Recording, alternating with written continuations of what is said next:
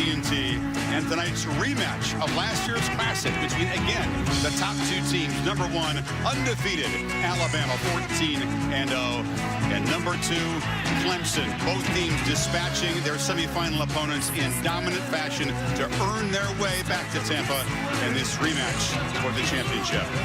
Hard to argue these are the two best football teams. Chris Fowler, Kirk Herbstreit, Samantha Ponder, and Tom Rinaldi will join us.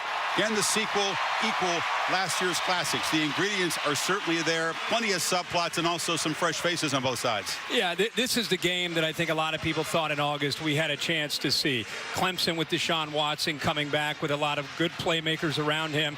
And, of course, Alabama with Nick Saban, who seems to always have a shot to get here. So when we left that stadium last year in Glendale, we kind of wanted that fifth quarter. Well, we're about to get another ball game here. It's going to be a lot of fun. Bama trying for a fifth title in 8 years. Clemson trying to climb to the mountaintop for the first time in 35 years.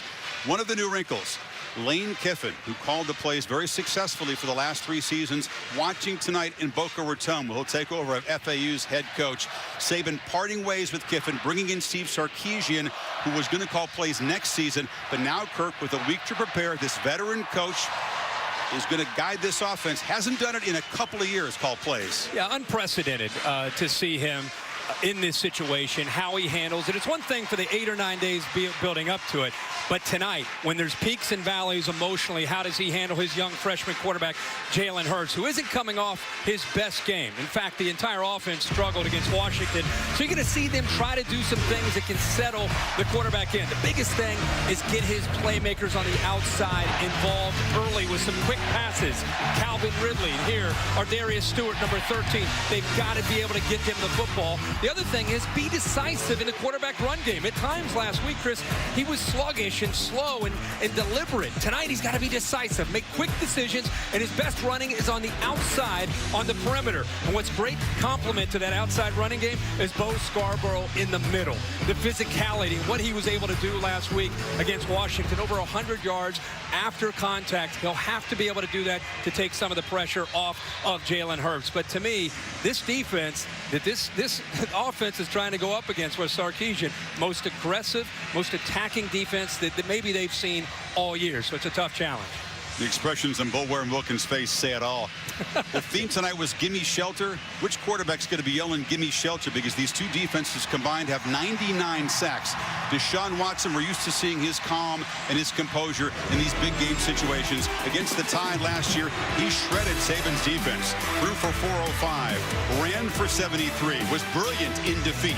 Came back motivated, trying to top that performance all year. At times he pressed, but again against Ohio State, Kirk, he rose to the occasion, running and throwing in big moments. Well, this is what we really want to see, is Deshaun Watson with an opportunity to go against Nick Saban's defense. He can do so many things with the football. The most important tonight, in my opinion, will be his accuracy. This is last year against Bama. And the reason he threw for over 400 yards is because of throws like this. Pretty good coverage there by Bama, but look at the placement on the football. Can he do that tonight again and find that zone?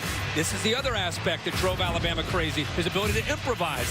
Receivers covered downfield, pulls it down, nobody there to be able to take him away, and he's able to extend the drive and drive Nick Saban absolutely crazy. Now, Nick Saban's had all this time to get his defense ready for those two aspects of the Clemson offense, and Deshaun Watson, you heard him last year after he got done playing him. That guy, other than Cam Newton, is maybe the best quarterback we've ever gone against. Is he better equipped this year to defend him? Retooled, got quicker on defense to deal with those run-pass option plays that Clemson is so good at. Jonathan Allen, the sack leader. Reuben Foster, the linebacker, is the tackle leader. Very hard to run the ball against the Crimson Tide. 62 per game, 2 yards per carry. No rushing touchdowns allowed the last 7 games. And this is the startling stat, 11 defensive touchdowns. They've only allowed 15. They take it away, and they take it to the house. The numbers are startling, but as you said, you made a great point. We'll be talking about it a lot tonight. The reason they're different and they feel better about the challenge is the front four. They feel they can get pressure on the athletic Deshaun Watson and get to him without having to blitz. If they can do that, if they can get to him and affect him, they don't have to sack him, just affect his rhythm with their front four, it could be a big night for the Bama defense. It's historic. Whatever happens here tonight, there hasn't been a rematch in a championship game since this era began. Go back in 1998 with the BCS. They've been pointing at each other for a long time. Of course, the trophy is at stake for the champion here tonight. Bama trying to do something incredible. 5 in 8 years, and again, Clemson the first since '81. You can feel the intensity on both sides. Here is Ben Boulware, the linebacker and emotional leader of Clemson's defense. I bring it in tight. Yo, the sand's running out, man. The sand's running out. I got one more time. And y'all best believe I'm gonna exhaust this moment. I want y'all to have my back. I'm gonna leave it all on the field for y'all, all right? I'm gonna leave it all on the field. Hey, play for your brother, all right? Play for Clemson. Play for this ball. Play for the guys who came before you. Hey, play for Stephon Diggs, for Todd Boyd, for New, for all them boys that laid the foundation. They laid the foundation. The motivations and the emotions are very powerful. We hope they get you ready. That he's 3-year history of the playoff championship game. This is the first outdoor game. Beautiful weather, temperatures in the high 50s. I want to say it's about a 60-40 Clemson edge. That shot right there almost looks like Death Valley. Just right on the other side. Kirk, tonight's Planning for Success brought to you by Northwestern Mutual. Well, let's start with Clemson. We talked in the open, Deshaun Watson's decision-making and accuracy. If he's on point, it'll be tough for Bama to slow him down. Make Jalen Hurts throw tonight to have to win the football game. And on the Bama side, Steve Sarkisian takes over. Needs to be able to find his rhythm with his young quarterback, Jalen Hurts, early with some quick passes and quarterback run game. And can they harass and affect Deshaun Watson to try to keep him out of the rhythm that we just talked about? Sark said, simplify it, allow Hurts to play faster. He's just 18 years, 5 months old. Clemson Tigers counting on Deshaun Watson, number 4 there, who has been impeccable in the 5 previous postseason games he's played in his brilliant career. Walks out as the winner of 31 games as a starting quarterback against 3 losses. There's his center, Jay Guillermo. Boulware, you heard from him earlier.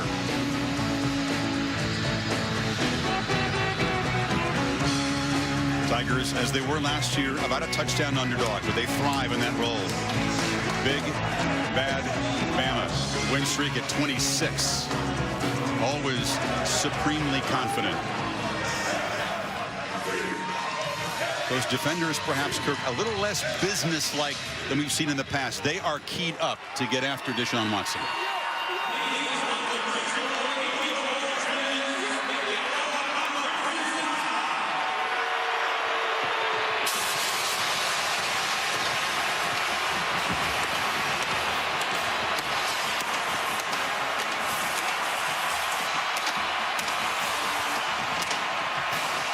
Higher seed wears the home uniform, so a switch in uniforms from last year's Classic when Clemson wore the all-orange as the number 1 seed. Defensive leader Reuben Foster. Here's big Jonathan Allen, one of the most decorated defensive players in the country. And Robinson, number 74, their stalwart left tackle, one of the captains as well. Here come the Tigers.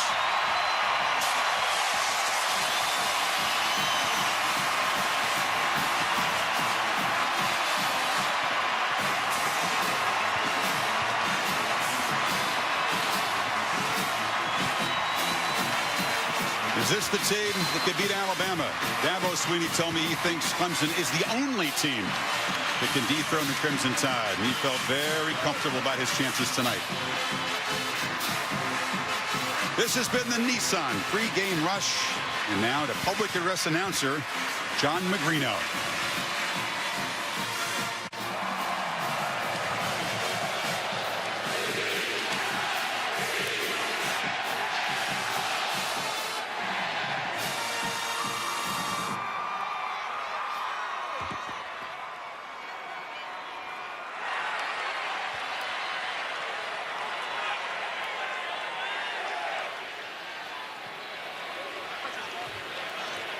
Tonight, as we pay tribute to our nation, we celebrate the 30th anniversary of the U.S. Special Operations Command. Please welcome General Tony Thomas and Command Sergeant Major Patrick McCauley. And now, please rise and remove your hats as our nation's colors are presented by the 6th Air Mobility Wing Honor Guard, MacDill Air Force Base.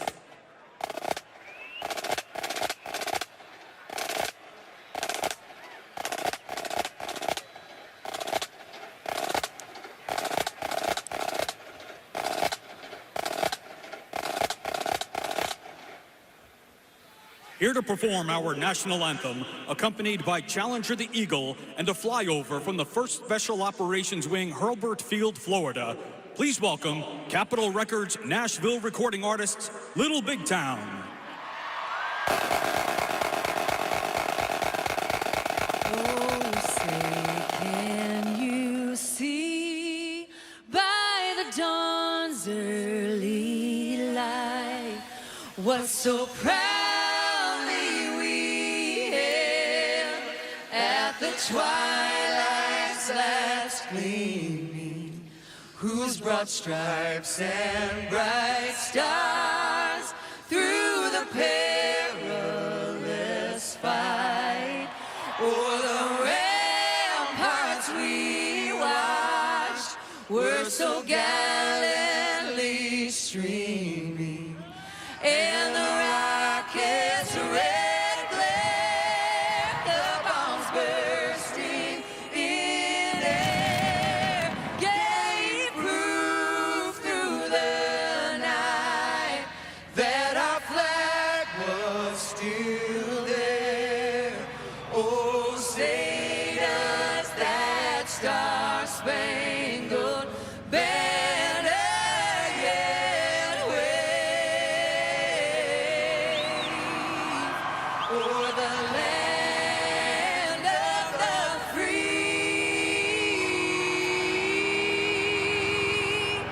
and the home of the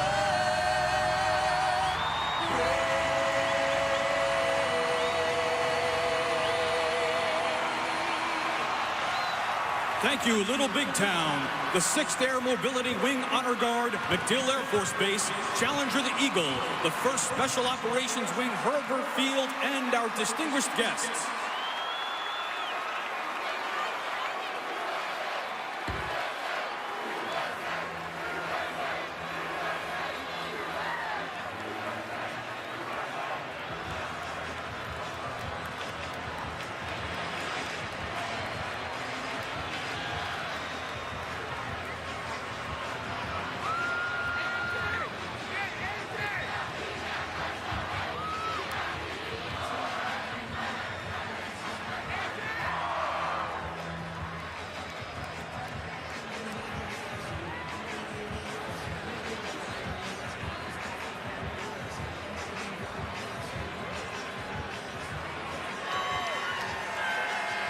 Ladies and gentlemen, please direct your attention to midfield for the national championship game coin toss with inductees of the 2017 National Football Foundation College Football Hall of Fame.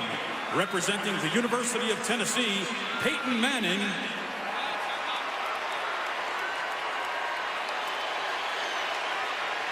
And representing Duke, Florida, and South Carolina, Coach Steve Spurrier.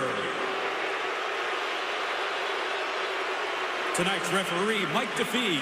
Honorary captains for Clemson, Taj Boyd. And for Alabama, Derek Henry. And team captains for Clemson and team captains for Alabama.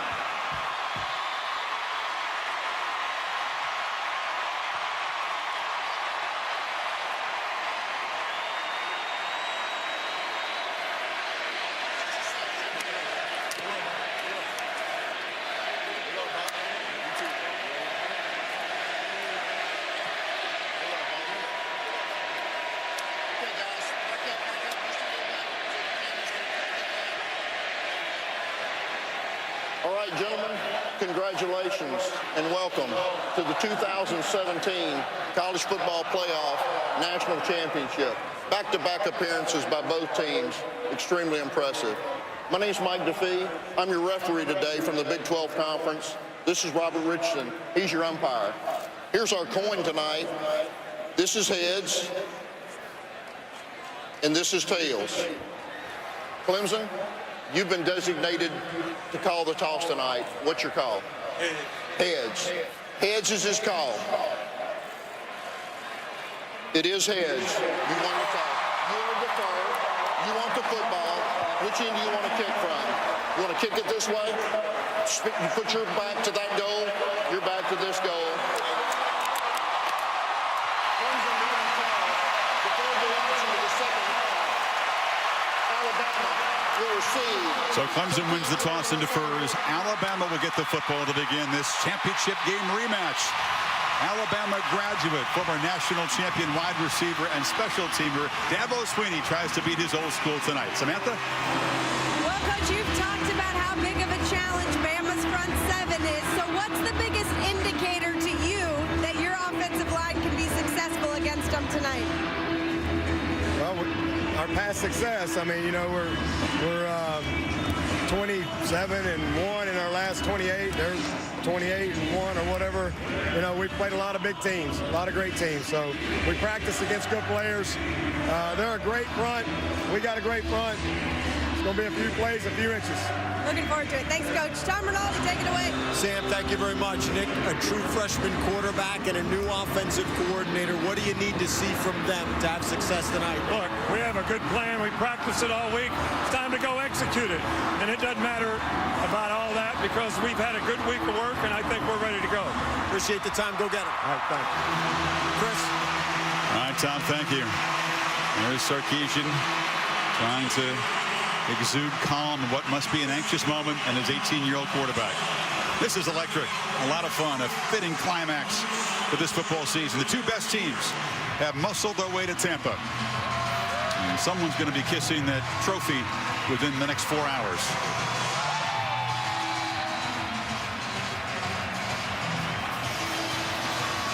Hugel to kick it away. Eric Dieter or Darius Stewart deep for the Tide. It's a short kick.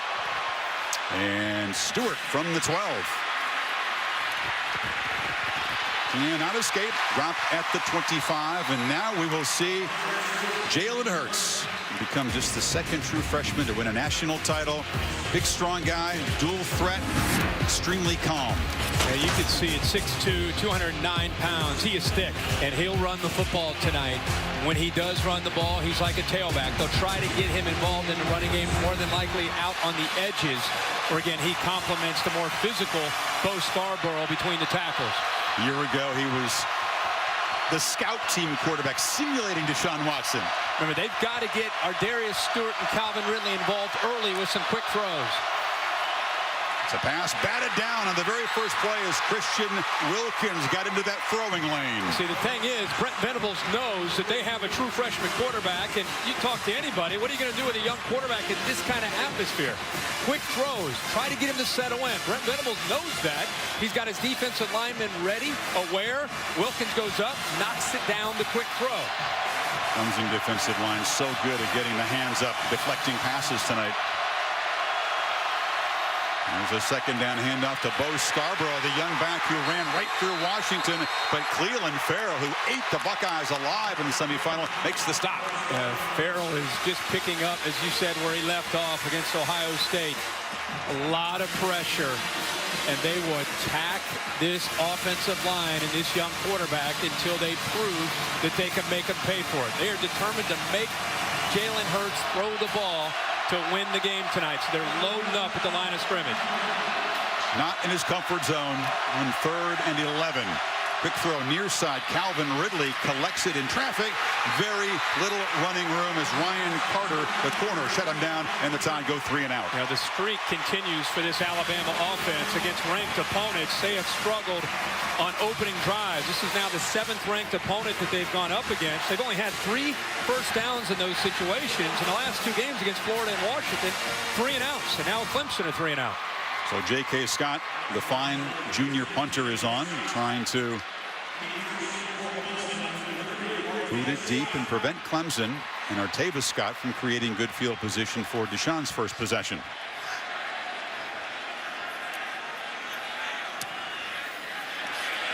He drives Scott back to the 20. Bama coverage team swarms down there, and Artavis can't get away. So from the 22, here comes Deshaun Watson. He's a junior, but this should be the final game of his college career. At times, Kirk, he's put a lot of pressure on himself this season. Twice a Heisman finalist, runner-up in the game a year ago. Can he find that calm, almost flawless performance that he had last year? That's going to be the key. And the pass rush from the defensive line from Alabama Clemson wants to be able to get Deshaun Watson settled and in that zone with his accuracy and his decision-making with their run-pass options. And unlike Bama, the Tigers have been very crisp and sharp early in games offensively in recent weeks. This is Wayne Gallman. They feed the workhorse running back, and he gets the edge. Physical runner knocked out at the 33. Good side to get Gallman going early. Wayne Gallman running with a little bit of an attitude. We know that Bama's coming in with an attitude after what Deshaun Watson did to him last year. But when Clemson gets first downs, that's when you really see the tempo crank up from Watson. Empty backfield on first down. Watson pressured and sacked. Flooding in there was big Deron Payne, the nose guard. And Payne is able to, this is the matchup, and this is what Clemson has got to be concerned with. Watch the hands and watch the quickness from Payne going right around Taylor Hearn. Remember, Payne is 320-pound defensive lineman. You get caught up with Jonathan Allen and Dalvin Tomlinson and Tim Williams and Ryan Anderson, Payne makes a big play here early. They have depth, but not as much as last year. You saw Payne being spelled on this 2nd and 14. Watson flips it inside in traffic. A shovel pass to the tight end, Jordan Leggett. A flag is down. These two defenses are flying around, and Deshaun Watson sitting down on the field still. Deshaun is a tough guy, and he's gotten stronger since last year to take shots. Personal foul, unnecessary roughness, defense number 10, 15-yard penalty, automatic, first down. Reuben Foster hit the quarterback, and that's the penalty. Yeah, remember we talked about how Alabama wants to send a message? Watch 10, Reuben Foster come in here late after the shovel pass right there with a club to the head. I mean, that's why Watson was staying down. They're trying to send a message to Deshaun Watson, and it cost them 15 yards. Ball moved to midfield. Deshaun's pretty good at shaking off that kind of stuff. Still got the ball, delivers to Scott. Clemson receivers had an excellent night blocking on the edge against the Buckeyes, but is that a tougher chore against Alabama tonight? Absolutely. Well, these corners do a really good job of getting off their blocks, and their eyes are right now on Deshaun Watson. You know, you hit Deshaun Watson like that, you're obviously trying to send a message to this Clemson offense, but at the same time, this isn't your average quarterback. You know, you're going to press his buttons as well by doing that. And it opens up other aspects with an overly aggressive defense. On 2nd and 9, this is Gallman stumbling forward and dropped at the 44. It'll be 3rd down and 4.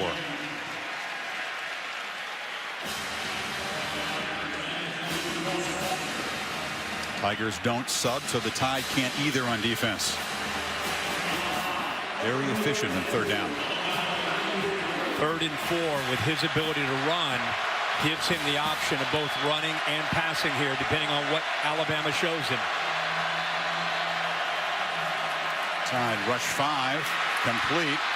Battling near the marker there as Anthony Averett stopped big Mike Williams. The spot will be very close to first down yardage.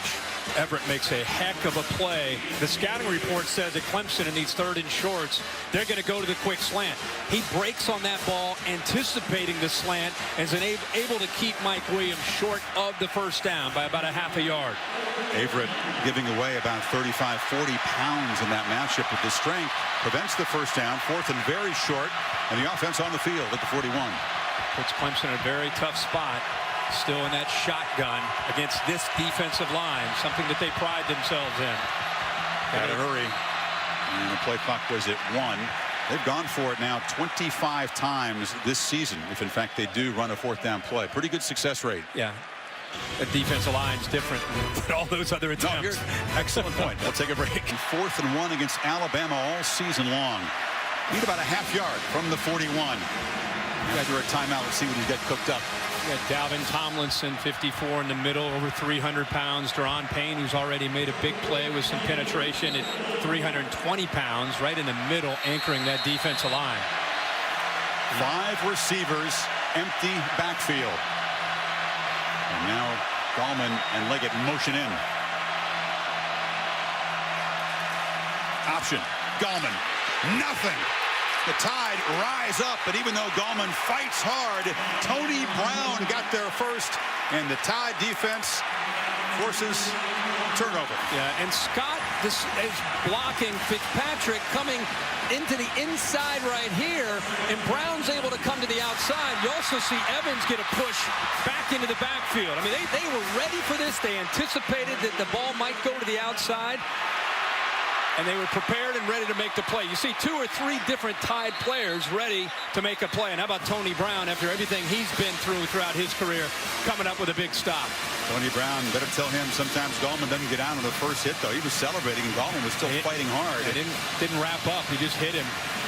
So the turnover on downs gives Tide the football for their second possession at the 41. See if Sarkisian can call stuff to get Jalen Hurts settled in. Play action, chased by Wilkins. Excellent runner, takes off, and against man coverage, they just forgot about the quarterback who scoots down to the 35. Now, Clemson is a man-to-man team, and if you can get to the outside of Wilkins, then you can have room to run. Look at the coverage downfield here and here. Nobody's able to account for the fleet-footed quarterback, and he's got room to run. After the 20-yard run, Alabama plays with some tempo. Scarborough plows forward for 4. They call that a win on first down. If they can get a 4-yard gain or more, that's a win on first down, says Saban. Yep. Steve Sarkisian is right now, as we speak, just kind of settling into this game as his play caller here in his first game with Alabama calling plays. Play action again, quick penetration. Quarterback knocked down, and 2 flags come in. Cleveland Farrell, who was J.T. Barrett's nightmare last week, got in early. He got his hands into the face of the quarterback after he threw the ball. You can see the big left tackle Cam Robinson didn't appreciate it. Roughing the passer. Defense, number 99. Blow to the head. 15-yard penalty from the previous spot. Automatic. So each defense, Kirk, has tried to send a message and taken 15 yards. Yeah, Farrell's just trying to get his hands up. He obviously bats the ball down, but the right hand, opposite of the hand where he bats the ball down, gets up into the face of Hurts and costs the Tigers 15 yards. And now Alabama all of a sudden deep in Clemson territory. Ball spotted at the 20.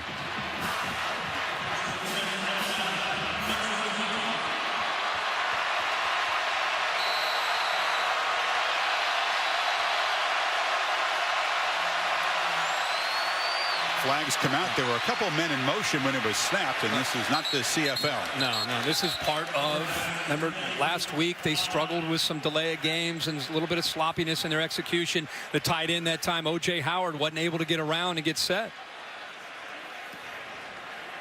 Illegal shift. Offense. 2 men moving without resetting. It's a 5-yard penalty. Replay first down. Nick Saban told us on the sidelines he expects to be supportive and calm, not chew on Sarkisian, such a feature of Lane Kiffin's time on the sideline. We looked at each other and said, we wonder if we believe him. How long will that last if things don't go well? I think it depends on the game. Quick huddle break here by Bama. They're going fast. On 1st and 15. Scarborough gets the edge. Bo Scarborough cuts it back, still rumbling all the way to the end zone. Touchdown, Bama.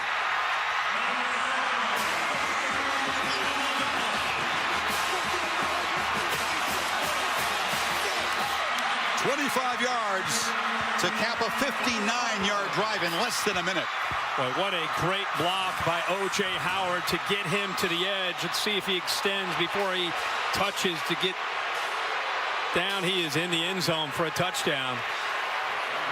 And the running back who replaced the Heisman Trophy winner Derrick Henry finds the end zone, much as Henry did early in last year's championship game. The AT&T pylon cam giving you a good look. So Adam Griffith, the senior kicker, and the Clemson crowd making their displeasure known. Bama's defense makes the big stand on 4th and 1.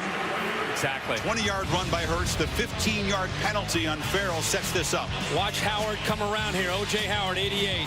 Big block right there on the edge on the outside linebacker. O'Daniel gets him to the edge. And there's the niftiness from Scarborough. The cutback and the speed by the big fella to get it to the corner in the end zone for the touchdown. Sarkisian and Saban and company draw first blood in Tampa. Game since 96.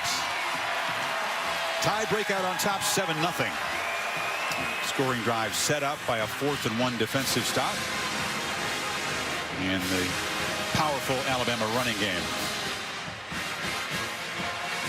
Only the 4th time Clemson's given up a first quarter touchdown this season, Kirk. They've been an exceptionally strong first quarter team. Well, that aggressive nature that they play with usually shocks their opponents early. It takes teams a bit to settle into a game. Alabama with that big turn of events when they got the ball back. Now not only get 7, but their confidence is now established offensively. Adam Griffith, an excellent kickoff man. This one not as deep as most of his go. And Scott fakes the reverse and takes off. Artavis Scott held up just a bit by Griffith so the cavalry could catch up at the 45. But it's Clemson's turn to make a play on special teams. There's a flag on the far side near where the tackle was made. So we'll check that. They faked the reverse, and Scott shows his acceleration. I don't know if he got a face mask or what it might be, but it was, as you said, Chris, it was really close to where they made the tackle. There's Mike DeFee. Personal foul. Receiving team number 41 hitting a player out of the play. 15-yard penalty from the end of the run. First down. Uh-oh, well, that's Grant Radakovich, the son of the athletic director. Dan is on the playoff selection committee. And Dabo Swinney hates that kind of needless mental error, as most coaches do. Yeah, all the way here on the left, right here. That's the number that they call. Maybe happens up here, just towards the end of the play is where, yeah, right here, boom, right there. You saw him come in and clip a guy at the end, unnecessary. And instead of having the ball at their own 40, they go all the way back inside their own 30-yard line. Costly penalty.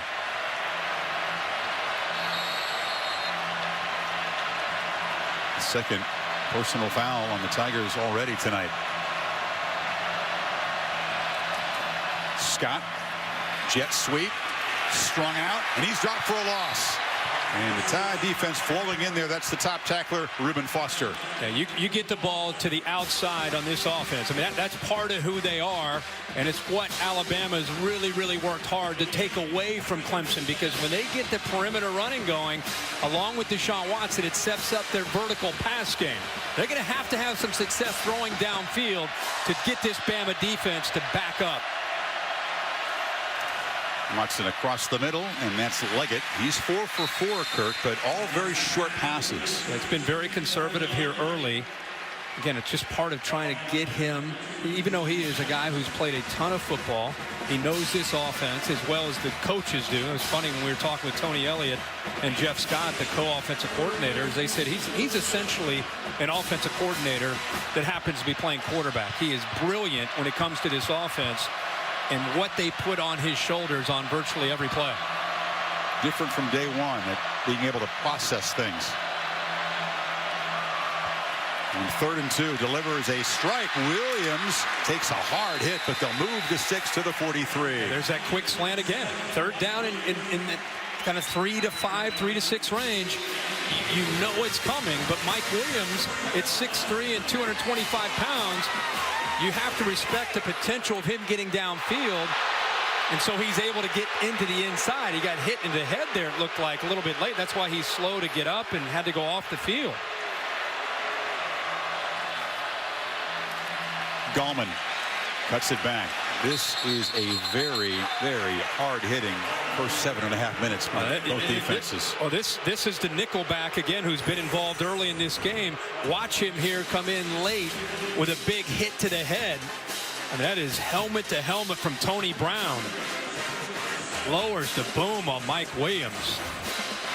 He's a guy that was ejected for targeting against Auburn, Tony Brown. He's a volatile guy, very emotional. Needs to keep under control to be at his best. And he went up the middle with a lot of eye candy before this snap. That'll set up a third down play. Well, these Crimson jerseys are flying towards the outside run game. They were all over the outside of Wayne Gallman. They're forcing Deshaun Watson in these situations to have to run the ball, and they're rallying to him. And when he runs the ball, they want to punish Deshaun Watson, give him a number of hits for 4 quarters that could have eventually an effect on him. Top receiver Mike Williams still out of the game. Bunch formation with Deion Kane to the left. Watson looks back that direction, takes a shot one-on-one. Excellent coverage. Incomplete. Anthony Averett was all over the receiver, and it's 4th down. Well, Deion Kane is a talented player who's back home in Tampa where he went to high school, but he's not Mike Williams. And that hit from Tony Brown keeps Mike Williams out. That's where normally Mike Williams would be, back into the boundary by himself, isolated, with an ability to go up and make a play. And Deion Kane, as a sophomore, isn't quite to that level. And he and Deshaun Watson not quite on the same page. Averett, one of the corners, has had to step up. This Tide defense has been hit by a couple of key injuries this season. Eddie Jackson not able to go. You saw him out there as a captain. But Averett has stepped up. And so Andy Teasdall punts it away, and Garrick Dieter, a graduate transfer from Bowling Green, makes the fair catch at the 15. Bama's defense imposing as expected early. Tide with the ball back up 7. On the bench, he took a huge shot from Tony Brown in the previous series. We'll show it to you and get Dave Katai on board to figure out if he thinks this should have been a targeting call against Brown. It was not called, of course, Dave. Yeah, take a look at this hit. You see him hit with the side of the helmet. Remember, the crown is everything above the face mask.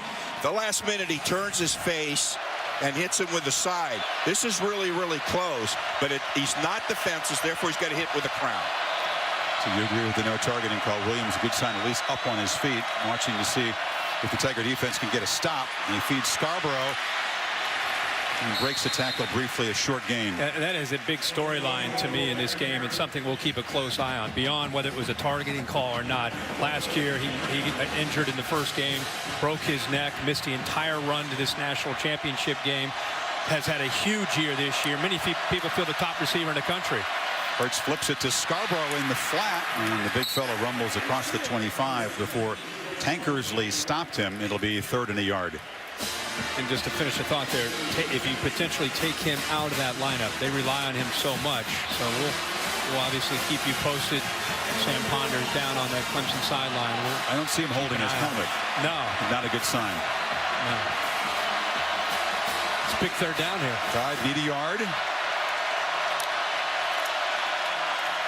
Scarborough hesitated briefly and able to muscle forward. He's 228 pounds, still about 20 pounds lighter than Big Derrick Henry, who rumbled through this defense for 158 yards and 3 touchdowns a year ago. Yeah, Bo Scarborough is not only physical, Chris, but he can run. 4-5 type of guy. He gets out on the edge, as we saw last week. He can go. We're going to kind of give you an idea of what Steve Sarkisian is dealing with as a play caller tonight.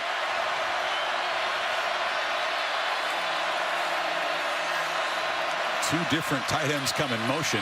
That's O.J. Howard. Play action. Hurts looks to throw back, and Scarborough slipped. Couldn't get back to the football. Trying to get to fast-moving Clemson defense out of position with a screen back to Scarborough. There's Steve Sarkisian again, who's called plays in big games at USC and at Washington. He's communicating the play that he wants, and you can see the quarterbacks down at the bottom signaling into Jalen Hurts. He gets the call, and away we go. And Hurts goes rolling out and delivers a throw incomplete. Ardarius Stewart was backpedaling, couldn't come up with it. He said it's like riding a bike. He hadn't called plays since a Holiday Bowl victory a couple of years ago for SC. Yeah, back in 14. Now he's going to go to 3rd and 10. He goes right off his play card. He's going to look to see which one that they feel the best about. You can see the urgency. Remember last week there was some hesitation at times on the play call. This week they wanted to be much faster getting the call in to try to help him evaluate this defense. It's very complex. This is where Clemson mixes up their looks and tries to confuse you. The quick true freshman back, Josh Jacobs, is in the game behind Hurts. Tigers are showing some pressure. And Jacobs shows the quickness, and Joshua Jacobs still running hard. They move the 6 to the 40, a change of pace from Big Bo. A great job by the offensive line. The left guard here, Piers Baker, does a nice job. The center gets up to the next level. Watch the left tackle does a nice job as well. Robinson picks up Ben Boulware. Clemson maybe caught off guard there on 3rd and 10, not expecting an inside zone play, but it opens up and Bama picks up a first down. You get 13 yards. You give that one to the play caller? Play caller and the offensive line as much as Scarborough. Hurts. This is a designed run, and the Tigers storm the backfield and stop him right there. Kendall Joseph, the middle backer, got him. Keep in mind, this Clemson defense nationally has been one of the best all year. They've been physical against the run. They do a very, very good job of pressuring quarterbacks, especially on 3rd down, where they're in the top 5 or 6 in the country on 3rd down defense. One of the best in the country in sacks and tackles for a loss. They need to create negative plays to make Jalen Hurts feel the pressure of this defense. A blitz. Hurts steps up into the gap, stutter steps, and gets out near the 50. Looks like he was well schooled for those linebacker blitzes. Yeah, and so was Bo Scarborough, because Bo Scarborough is the man who opened this up and gave him a chance to be able to get out there and have some room to run. He comes all the way over and picks up this blitz coming from Ben Boulware, who's coming right up the middle. Right there, by him recognizing that, it allows Hurts to be able to get underneath to that block and pick up big yards there to set up a 3rd and manageable, which is exactly where Sark and this offense want to be. Scarborough back in. They fake it to him. Hurts steps up and has the strength to get the first down into Clemson territory. And we came in talking about how much Deshaun Watson, we actually have a holding call. I wondered if they missed it or if they called it. There's got a holding call here by the tight end. Cam Robinson says, who, me? No, he's okay. It looked like 84 inches to me, the tight end. Holding. Offense on the left tackle. Put the runner at the point of attack. 10-yard penalty. Replay 3rd down. No, he didn't mention the name, but the left tackle is Robinson. You're not buying it. 74 didn't touch anybody, so it couldn't have been him. The left tackle, the tight end up here, who looked like he was playing left tackle because he was in trying to make a block on the quick Farrell. He's the one. You can see Cam Robinson. He puts his arms out right away. I didn't touch anybody. Hankis, though, did tackle Farrell. So instead of a first down at the Tigers 49, the Tide backed up to 3rd and 13. Watch the linebackers from Clemson. Usually very active, either disguise pressure or end up right here and here. These two guys usually are involved in the pass rush. It's Damian Harris, the sophomore, in a tailback, blocking the blitz. Ball batted in the air, incomplete. So for the 2nd time tonight, the D-line bats a pass down. That time it was Austin Bryant. Well, if you keep him in the pocket and you time up your leap, obviously he's not necessarily the biggest quarterback at 6'2", and Bryant is 6'4" and has a good wingspan. He knows he can't get in there. It's a great job at timing it up, knocking it down. It's a deep and young rotation defensive line. A true freshman. We'll talk about Dexter Lawrence, the redshirt freshman, 4 sophomores, a junior, and just 1 senior. Big Carlos Watkins. Incredibly deep and talented group. Scott collects a low punt, and it's partially blocked. The Tigers storm in. The roll will still take the ball inside the 40, but Tanner Muse, the safety, got into Scott, the All-American punter.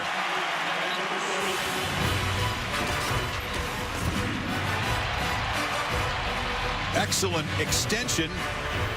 The Tide fortunate that the ball rolled into Clemson territory. Just a 25-yard punt. Could have been much worse for Bama.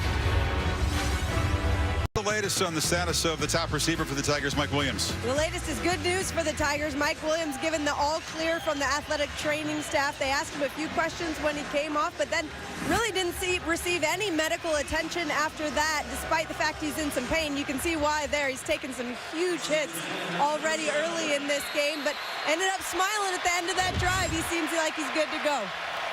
And he's certainly good news. We'll see if he can become a factor in this game. Tigers take over at the 37 after the partially blocked punt by Muse. Because I was just about to say, we're still kind of, this game is still kind of settling in But Deshaun Watson in these first few series, even though he's 5 of 6 for 23 yards, conservative in their passing game, doesn't just feel like he's involved in the running game. Like to see him more involved in the running game to make Bama have to appreciate that part of the Clemson offense. Watson will take his first downfield shot. Looping throw for Kane, and the Tampa native cannot catch up to it. Again, Anthony Averett was in coverage. Again, missing Mike Williams there on the outside. And don't get me wrong, Deion Kane is a very, very talented player, but not the same as Mike Williams, who now is checked back into the lineup. Again, not only the size difference, but just the connection and the chemistry between Deshaun and Mike Williams back into that boundary where they put him when they're on the left hash, back in there by himself. Williams, a guy who's made 90 catches this year, 10 touchdown catches, a deadly weapon in the red zone, too. Quick slants have been there on 3rd down so far for Clemson early in this game. You need 5. Low snap. Watson has to battle for the ball in the scrum. Ryan Anderson's got it for Alabama. No whistle yet. The Tide have a takeaway. Deshaun Watson went back in for the ball in that scrum, and the ball ended up getting behind him, and Ryan Anderson reached down and just got it. He goes back in to be able to recover it, and it looked like he went in early enough to be able to get it. But watch the ball bounce behind him, and you can see Ryan Anderson just looks down and picks it up. Gallman didn't see it. He was seated on the ground near where the ball was rolling around. And Anderson, one of the toughest, ornery-est customers, who had that pick 6 against Washington, a takeaway. It's the 28th for this Alabama defense. And it sets the Tide up at the Clemson 35. Time for the Tigers defense to rise up and make a stand here. It's early. And now a false start from Robinson on the left side there. The fine All-American Outland Trophy winner with a mistake. Yeah, some movement from Clemson, just kind of shifting, and he appeared to be confused there. Moved. Offense, number 74. 5-yard penalty, first down. You said it, Kirk. It was a very poor snap by Jay Guerrero. The Tiger offense does not look at all comfortable so far. Most Alabama opponents don't, but you expect with Watson and his poise and all the weapons at their disposal on the success they had last year, I thought they'd have a faster start. 1st and 15. Scarborough hit and dropped for a loss. Storming in was Carlos Watkins, the old man of that group. Boy, that is outstanding. They actually slant their defensive line that way. They're moving this way. Watkins fights through, shoots a gap. And I'll tell you, he is quick at 305 pounds, able to get off of Corbin and into that backfield for a big loss. And 2nd and 17. Sarkisian wants some tempo, but Hurt's throw is too high for Calvin Ridley. You just talked about Clemson's defense needs to kind of step up and make some plays after that turnover. The biggest thing was the left tackle Robinson with a false start to move him back 5 yards. Next play, they get penetration for a tackle for a loss. Drop a ball there. Now you've got Alabama, obviously, in these 2nd and 3rd and long situations with the freshman quarterback who has not been very consistent as a passer all year. You know, and he's only 2 for 7 so far tonight for 10 yards with 2 passes batted down. Tigers showing a whole lot of pressure. They bring the house, and Hurts chased, retreats, and just fires to the bench. Never had a chance. That was a great call by Brent Venables to come after a quarterback with speed, with Van Smith. They bring the linebackers, they're bringing pressure, and Van Smith ends up chasing him down. When you bring the linebackers, maybe they get picked up, but you can't account for the safety. You see the speed of the safety? Able to chase him down, force that errant pass, and get this 4th down play.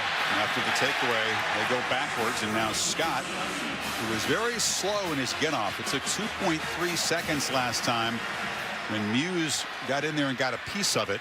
He'll try to knock it dead. Very good at hitting these sky-high punts and letting the Tide coverage team run under it. And that's what he does. And that is absolutely flawless execution. After the block the last time, you couldn't draw it up better than that. And like you said, how many times was Washington starting drives last week in the Peach Bowl inside their own 10-yard line? Levi Wallace was the man down there who stopped it, but credit the punter. That's a sand wedge. It's hit at the 1 and just stopped. Yeah, that is beautiful, and it's all about the football in college football. AT&T pylon cam They were well blocked. They'd like to get down there and catch that ball. Tigers did a good job, but that somewhat fortunate bounce backs up Deshaun to the inside the 1-yard line. Mike Williams is in the game, off to the right, matched up against Marlon Humphrey. Clemson running game really hasn't been there. If the ball was down short of the goal line, that plays under further review. Tom Robinson of this Big 12 crew is the replay official. Don't take a peek. It just matters where the ball is, not the player, and it just has to touch the front of that white line to be a touchback. But I think Wallace got it just in the nick of time. Yeah, you can see his feet touch and go into the end zone. Doesn't matter. But it doesn't matter. Again, in college football, it's where the ball is, and as long as it doesn't break the plane, then he's allowed to see his feet into the end zone. It's the very front of the white line, but I think he just secured it. The upper angle showed a little bit better. But you can see the importance of this play. They want to review it because there's a big difference from the half-yard line to the 20. After review, the ruling on the field is confirmed. Short of the goal line, first down. How adventurous can you be against a defense this good that's already had a 4th down stop and a takeaway if you're Tony Elliott and Jeff Scott? And remember, this Alabama defense is not only has the ability to create the turnovers, as we saw again reminded last week, how they look to score. This is where they want to get you, to try to pressure you into a mistake. But this one's against Deshaun Watson. To me, the best quarterback in college football, best decision maker at this position in college football. Gallman, you just hold your breath when you're handed the ball in the end zone against this defense. He had to make a quick move to escape. Deshaun Watson a week ago against Ohio State, he had a spring in his step. You know, he looked like he had an ability at any moment to pull the ball and pick up 10 or 12 or 15 yards. Off to a little bit of a sluggish start tonight when he has the ball in his hands. A lot of smiles, a very relaxed attitude in that game. I haven't seen that so far tonight. Pressure off the edge. Gallman, a flag is down as he spins for a short gain. Ryan Anderson looked like he got a head start there on his blitz from the outside. Saban is standing out on the field about 5 yards into the grass with his headset off, screaming. Kind of mental mistake. He does not suffer well. Well, I hope he's upset with his player and not the call. I think that was the gist of it. Man, they made the fumble recovery. Offside. Defense. Number 22. In the neutral zone at the snap. 5-yard penalty from the previous spot. Replay, second down. Anderson's an interesting story. He's a guy who was sent home in a Trailways bus his freshman year when he was redshirting there, playing for a championship against Notre Dame. Thought he was going to transfer. His mom said, no, you're not quitting Alabama. You stay there. No quitting. And look where it got him. And now he's the alpha of this Bama defense. Deshaun keeps it. He is hit right at the line. I don't think he got it. A crimson wall led by Deshaun Hand held him back. Well, that was impressive. Reuben Foster holding his own as well. Wayne Gallman trying to come out there to make a block. Deshaun Hand in there. That was impressive. Alabama not giving up an inch there on 3rd down and short. And that defensive play ends the first quarter here in Tampa. The Tide allow 46 total yards to Clemson. Bo Scarborough scores the only touchdown. 7-0 Alabama.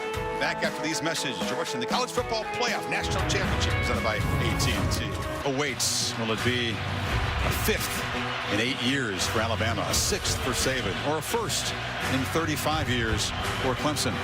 Remember, early in the game, there was a 4th and 1, and they were so nervous about running into the interior that they tried to go to the outside. Now they're into a 3rd and 1 deep in their own territory. They go back to the outside, or they test Bama where their strength is, into the teeth between the 2 guards in the center. They got a little cute that first play call, didn't they? This one is a meat and potatoes handoff to Gallman, and they do move the sticks. That was a much better job. And that's a tough ask, by the way, without a lead blocker. Gallman had 12 yards, Kirk, in the game's first offensive play for Clemson. That's the longest gain they've had. Very little since then. Not only picking up a 1st down, but obviously getting away from their own goal line. Watson in the slant. It's a low throw and a catch by Hunter Renfrow, the guy who lit up the Tide for a pair of touchdowns in last year's game. Yeah, he was magnificent a year ago. 7 catches, 88 yards, and those 2 touchdowns. Caught everybody off guard with what he was able to do against Minkah Fitzpatrick in coverage. Plays the H-back for them, that slot receiver, matched up often against Tony Brown. He's going to have to win tonight along with Jordan Leggett, the tight end, who we've not called his name yet tonight. Deshaun, 6 completions, 8 attempts, but again, just for 28 yards.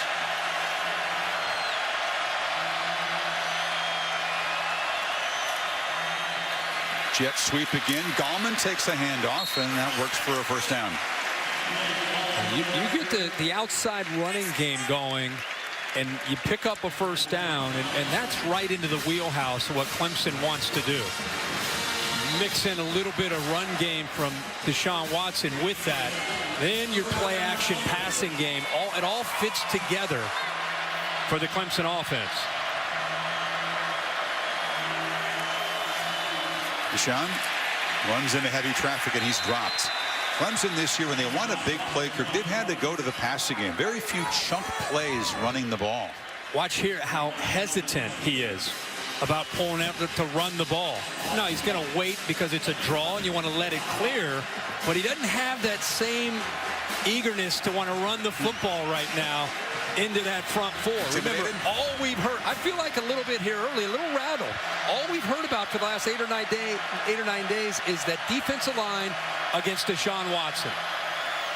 Deshaun keeps it, picks his way for a short gain. If you're going to hesitate, the offensive lineman got to hold their blocks for a long time. Not easy. Makes it a lot tougher to do. Violent hands, that's what they kept talking about, Alabama's defensive front. What does that mean? Well, violent hands mean they're strong. They're able to extend themselves in the type of defense. They play a 2-gap defense.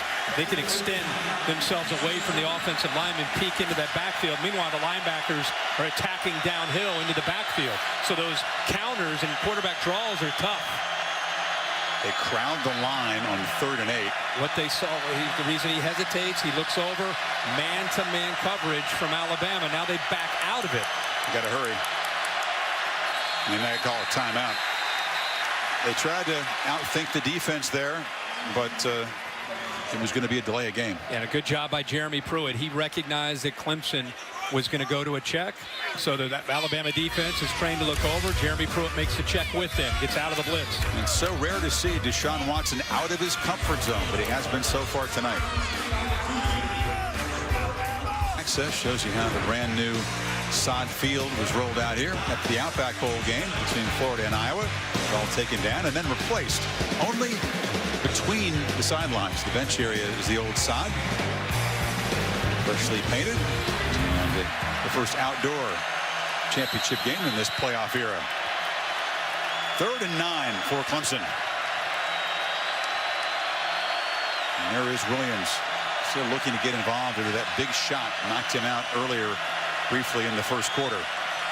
Deshaun looked that way, now looks back right, way over the head of a well-covered Jordan Leggett. 4th down. It's early in this game, but I think Deshaun Watson, because of that big hit that he took early and the way this game is going, with the Alabama defense playing with an attitude, a little chippiness, I think he's a little bit rattled. I think he's a little bit out of sync. Now, it's a long game. He could get back on track, but early, the storyline to me after 1 quarter is that Bama's not only shutting Clemson out, they've rattled the quarterback, Deshaun Watson, got him off track, not feeling as confident right now. And that is one of the supreme compliments you can play to a defense. If you can get this guy out of his comfort zone, very, very few have been able to in his 3-year career.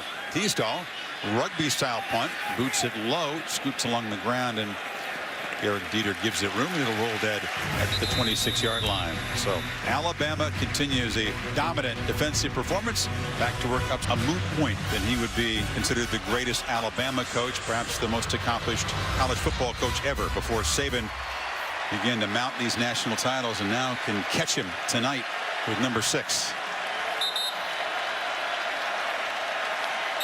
It would be in a much shorter span of time. They still honor him with the houndstooth pass. I think that's great.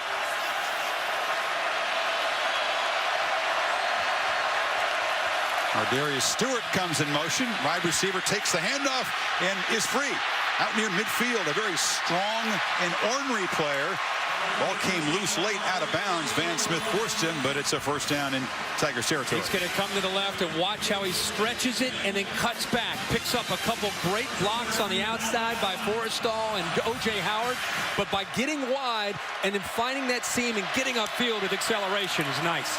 He got 25 yards, and now Scarborough picks his way for a middle game. You can see a little rhythm and a pattern to the way Sark is calling these plays, taking a lot of the pressure off of Jalen Hurts.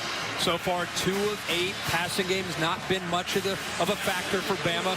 Running wide, back into the middle with Scarborough. There's a far side throw to Ridley. Gets a block from Stewart, and Ridley scoots free. Just a shoestring tackle at the 38 by Jadar Johnson. It's a first down. And there's just a run-pass option. He recognized a blitz there from Dorian O'Daniel, the outside linebacker. He had 2-on-2 to the outside. Just pulled the ball away from the run game. Decides to throw it to the outside. Picks up big yards. Ridley's already caught more passes tonight than he did in the win over Washington. Had just 1 catch in the semifinal. Fire to him again, far side. That time old Ben Boulware is waiting for him, and they knock him down for a very short gain. Interesting formation with 3 receivers into the boundary, including the tight end. Was O.J. Howard is lined up that way too, trying to just get Clemson maybe a man short into the boundary, but Ben Boulware and the rest of the Clemson defense in position to hold him to a short gain. Boulware's quote this week: "We want our revenge. We want our redemption." So far, it's Bama's defense. It looks like they want to redeem themselves for last year. Scarborough breaks free. Bo Scarborough in the clear and in the end zone again.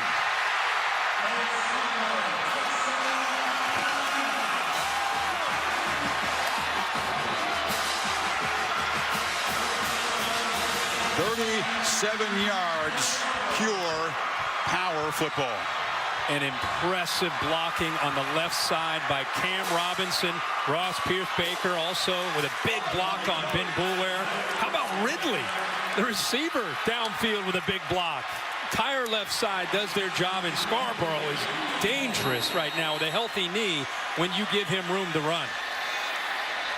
Big fellas blocking like that. Scarborough running hard makes a young quarterback's job very, very manageable so far. Jalen Hurts hasn't had to do too much, and the Crimson Tide are up 2 touchdowns now early second quarter. So they are establishing the line of scrimmage. Watch the left tackle, Cam Robinson, out here. He's going to make a nice block here, and then you're going to see a double team where they work up to Ben Boulware on the left side by Ross Pierce-Baker. And the timing, it takes patience. There's the initial block. Watch Pierce-Baker get a block up here to that second level on Ben Boulware. There's Ridley, 3. Give him room to run. Van Smith, who's undersized at 195 pounds, not necessarily willing to come over and run support. He runs through that arm tackle. Van Smith's tackle, a stiff arm. And is that Derrick Henry running into the end zone? Looked a lot like him. Dabo says, "You're going to have to fight from behind again." You see Cam Robinson, the big tackle, raise his hand. It was almost like a called touchdown. He said, "No way they're tackling Big Bo with arm tackles out there." Huh? You're right. He made his block. He pushed his man outside. He put his arm up like, "We got this." Yahtzee. That's a touchdown. No, this is the biggest deficit the Tigers have faced. They rallied in the fourth quarter from 8 down against Louisville and Florida State. But Bama going some haymakers early on here. Scott from the 2.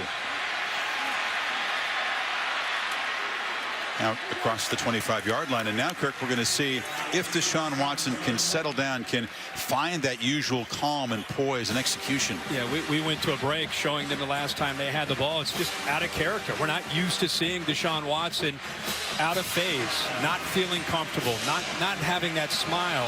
It has everything to do with the way this Bama defense, not only schematically what they're doing, but the energy. I said in a break, it's kind of permeating all the way even up here, probably to people, viewers across the country. They're playing with a real nastiness about them here, and it's affecting Deshaun Watson. You could see when they took the field in the pregame warm-up, the ferocity, especially among those defensive linemen, was something to see. Deshaun to Renfro. Bounces off, about 8-yard gain. On the other hand, if you're Clemson, it could take just one big play to spark things. Glad you said that, because the way their offense works, it could take one, not necessarily one play, but one drive, and you're right back in it. Because this isn't only impacting that you're down 14, it's impacting the entire energy of the football team right now that their leader is not being sharp. Gallman runs right into traffic and is stopped for no gain there. Joshua Frazier, the backup nose guard on the stop, along with Tomlinson. It's a mismatch up front. Watch Frazier, 69, fights through a double team. That's a double team. And he makes a tackle in the backfield, along with Deshaun Hand. It's a mismatch early in the game with that defensive line against the offensive line from Clemson. Tigers need 1.5 yards to keep this drive going.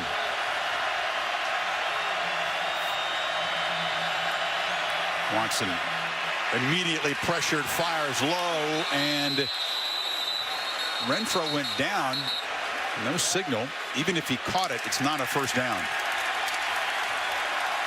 Anthony Jennings, the backup linebacker, got in there quickly, Kirk. All kind of guys are coming in here. Not only did he get in quickly, Chris, it's where he came in. He knew that Deshaun Watson was rolling to his right, so he ends up moving to the right and forcing Deshaun Watson to have to get the ball out quickly. It's a good effort there. Is short of the first down, even if he makes the catch.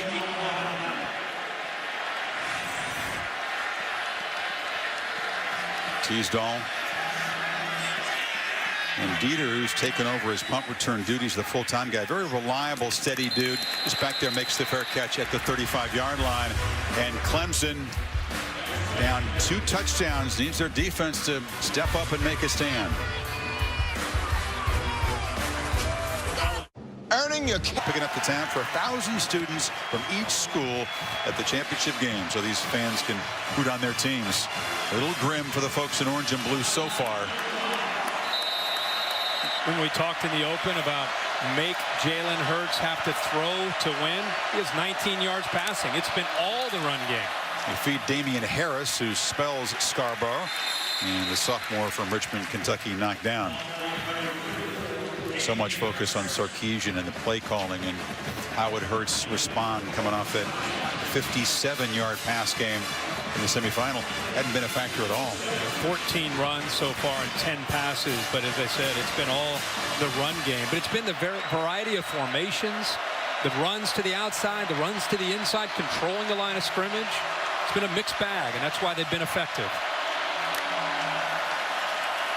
Hurts, it's the longest pass attempt he's thrown, and he's complete to Ridley for a first down at the 47. And when you start to run the football and you get the attention of the linebackers, it can open up easier throws for him. That was a nice quick slant when Boulware got out. Easy throwing lane there for Hurts. The Tide trying to apply some pressure with tempo. There's a first down carry for Harris. He's slammed immediately for a 1-yard gain. I mean, this offense, at this point, they're not even thinking about throwing the ball down 15 yards, 20 yards downfield. Brent Venables has got to be thinking to himself, he has a really talented, athletic, aggressive defense. He's got to be thinking, attack the line of scrimmage, shoot the gaps. I mean, they're number 2 in the country in tackles for a loss, and they're not able to get into that backfield. They look to their left to get the signal from Venables on this play. Hurts rolls out. Thought about a downfield shot. Stewart was really well covered. He flips it short, incomplete on the sideline, intended for Dieter. And that's kind of the complement to their outside run game is the bootleg. You get Jalen Hurts, who's very athletic. You run the ball. Occasionally you're booting him just to kind of make that defense aware that he can come out the other way. And you have to respect that part of the attack. But here's a 3rd down and long.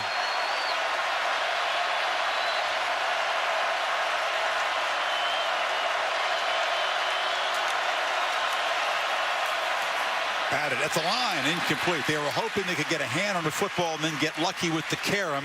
That fell to the turf, but it's a 4th down. That's been their best defense. Yep. And it didn't even look like Wilkins jumped there. It looks like he just, just reached up and put his big paw up there. Watch, he's being blocked by 2 guys. He just waves his left arm. Pretty good athletic ability, by the way, to be blocked by 2 guys. Time up your left arm to swat that ball away. Prevented what would have been a first down completion because Dieter was open on the slant there. Sure was. Instead, they forced the punt.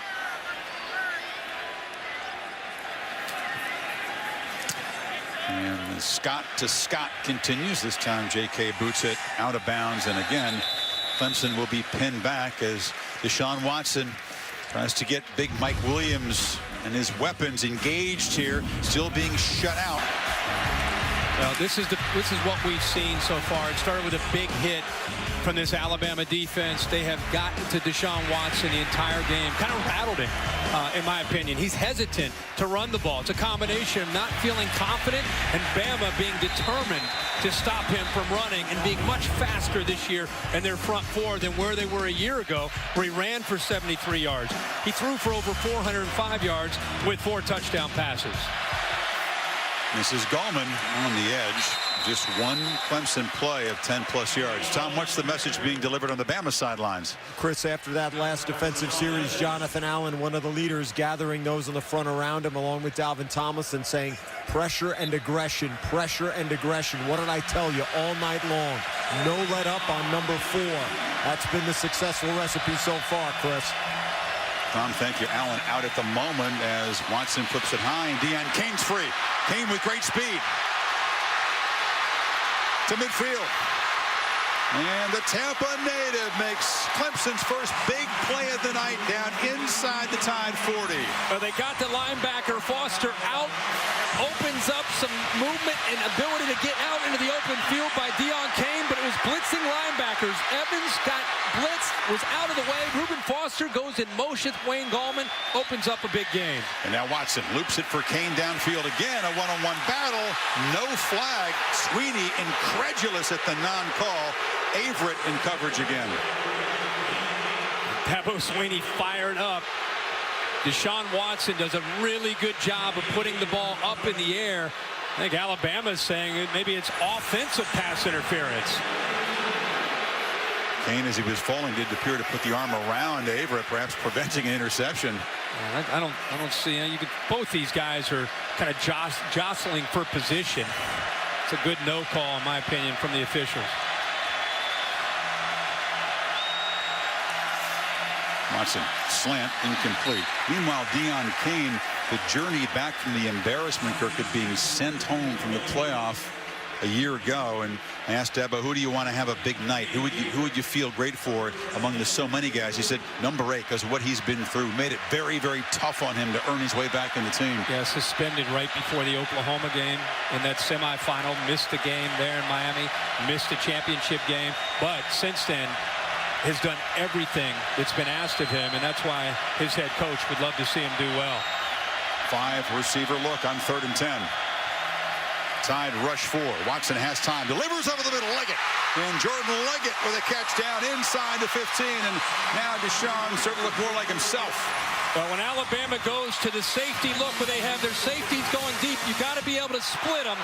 And that's exactly what you see from Deshaun Watson, throwing right over the top of Reuben Foster. A 26-yard gain. You fake it to Gallman. This is Williams. Spins free. And Williams shows his physical nature down inside the 10. Not only physical nature, but toughness and willingness. After that spin, he spins right back into the middle of that defense after the hit that he suffered with Tony Brown, who kind of lit him up. He's been working his way back into the lineup to try to be a factor. And by the way, in the red zone, that's where 7 can really be a go-to guy because of his size.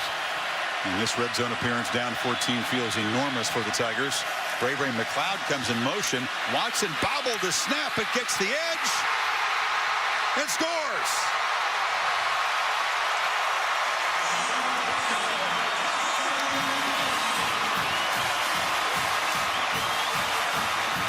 And with little dance to cap an 87-yard drive, Tigers offense has finally shown up tonight. See if he stayed in. Yep. Yeah, he's able to stay in. Ray McLeod, Chris, going in motion. It's the exact same play they called against Ohio State, where they motioned. The corner went with him, and Wayne Gallman got a touchdown in that game. This time they motion a receiver, take the corner out of the play, but it's Deshaun Watson who's able to get to the corner following Gallman. 9th rushing touchdown of the season for the quarterback. And Clemson in a minute 33 and 7 plays covered the 87 yards. So you get the motion to take the edge of the defense off. You'll see the receiver go here. Everett ends up following him, which opens up that edge right there. Now you just need to get a block by the tight end. You get a great block by Gallman, and then there's the quickness and toughness by Watson. He takes a blow but stays in bounds and gets to the end zone. And the agility to stay in bounds, keep his feet here. And he gets hit. This is rare here. Yep. His momentum, everything is going out of bounds, but he kind of put his foot down and got to the corner for the touchdown. And by the way, we talk about an important drive there, down 14. AT&T pylon cam shows the tightrope work of Deshaun Watson, a drive that was ignited by the long completion to Deion Kane, then the pass to Leggett to get in scoring position.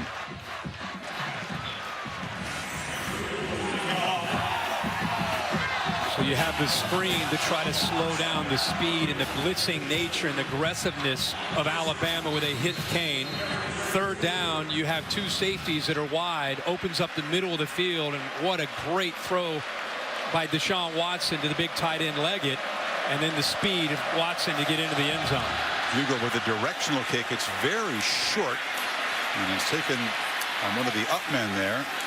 And it's Hentis, the tight end, who muscles out of bounds. So an interesting tactic from the kickoff team. They don't try to boot it deep. Well, Saturday on ESPN, an ACC College Hoops Classic between Duke and Louisville, number 7 against number 14. Saturday, 12 noon Eastern time. Also on the Watch ESPN app. The big 3 for the Cavs. They're going to make another run this year, Chris? I know you hope they do. Well, I'd love to see LeBron make a run. As LeBron recover from Ohio State's shutout loss in the semifinal. I'm sure he's still recovering. Clemson fans on their feet and making some noise now. The energy has completely changed in this place.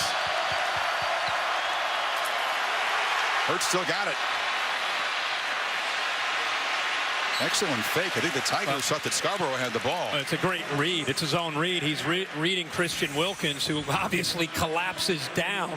And when he collapses down, he's going to pull it out. And he blows up Scarborough. And inside also is Farrell. A nice job of keeping the edge for the Clemson defense.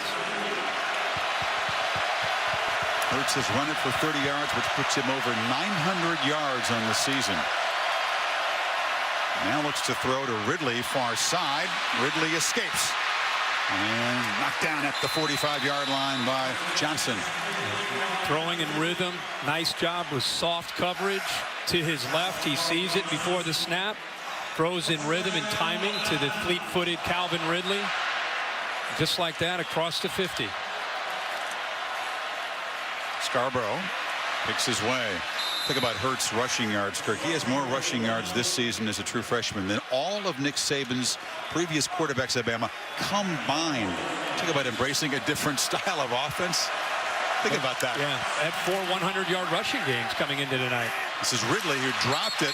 Got to pick it up there. Incomplete pass. Keep in mind, you got to be careful when those are behind the line of scrimmage. When you're watching him, if you're not familiar with Jalen Hurts, remember, this kid's a true freshman. He's 18 years old, out here playing in the national championship, up 14-7 against Clemson.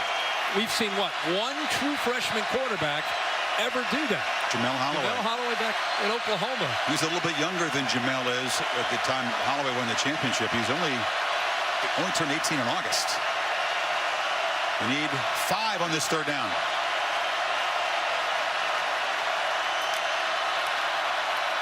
Option left. Ben Boulware sniffed it out. He signaled to teammates before the snap, and his buddy Kendall Joseph made the tackle. That's what gives you an idea of what makes Ben Boulware unique, is watch his hand. I thought he was trying to get somebody aligned. He's telling him the play's coming here. Tight end into the boundary. They're running the ball this way. Everybody come this way. And Dabo Swinney excited to see that defense come up with a big stop. But great recognition from the leader for the Clemson defense, Ben Boulware. And they snuff out the Bama drive. 4.5 to play before halftime as Scott tries to pin the Tigers deep here again. Booming punt. This one is going to sail into the end zone. So a touchback. And we talked about Jamel Holloway for the Oklahoma Sooners getting the championship victory in the Orange Bowl as a true freshman. Keith Dixon, the tight end, made a big play in that game. There weren't too many huge offensive plays in the pass game. I love Jamel Holloway back in that day, the mid-'80s. That Oklahoma offense, here. Brian Bosworth. I mean, Jamel Holloway, remember Charles Thompson, but Holloway, he'd be 12, 15, 30 yards downfield and pitching the ball to his back. He was a beast. Jalen Hurts has been around football his whole life. His dad's a coach. He told me maybe 5 years old was the first time that he was in a huddle. So he feels totally comfortable, born to do this, shakes off mistakes. If you think about the first play of his college career, all the hype, we were there in Texas against USC, loses a fumble in the first play of his career. But I bounce right back. Yeah, such a good point. It's not just that he's out there playing, it's the poise and the composure that he's played with all year. And you got to give credit to his dad, being around that locker room, being around high school football his whole life. What an advantage. Gallman tries to slam on the brakes and turn the corner. It's a very short gain. Rashaan Evans got in there quickly. It's a game of adjustments. Clemson making the right adjustments, getting the ball out on that screen, coming up with a big play. See if they can settle Deshaun Watson in this offense in, and also Nick Saban and Jeremy Pruitt. They're also, after that touchdown, they're coming up with ways that they want to slow the Tigers down here.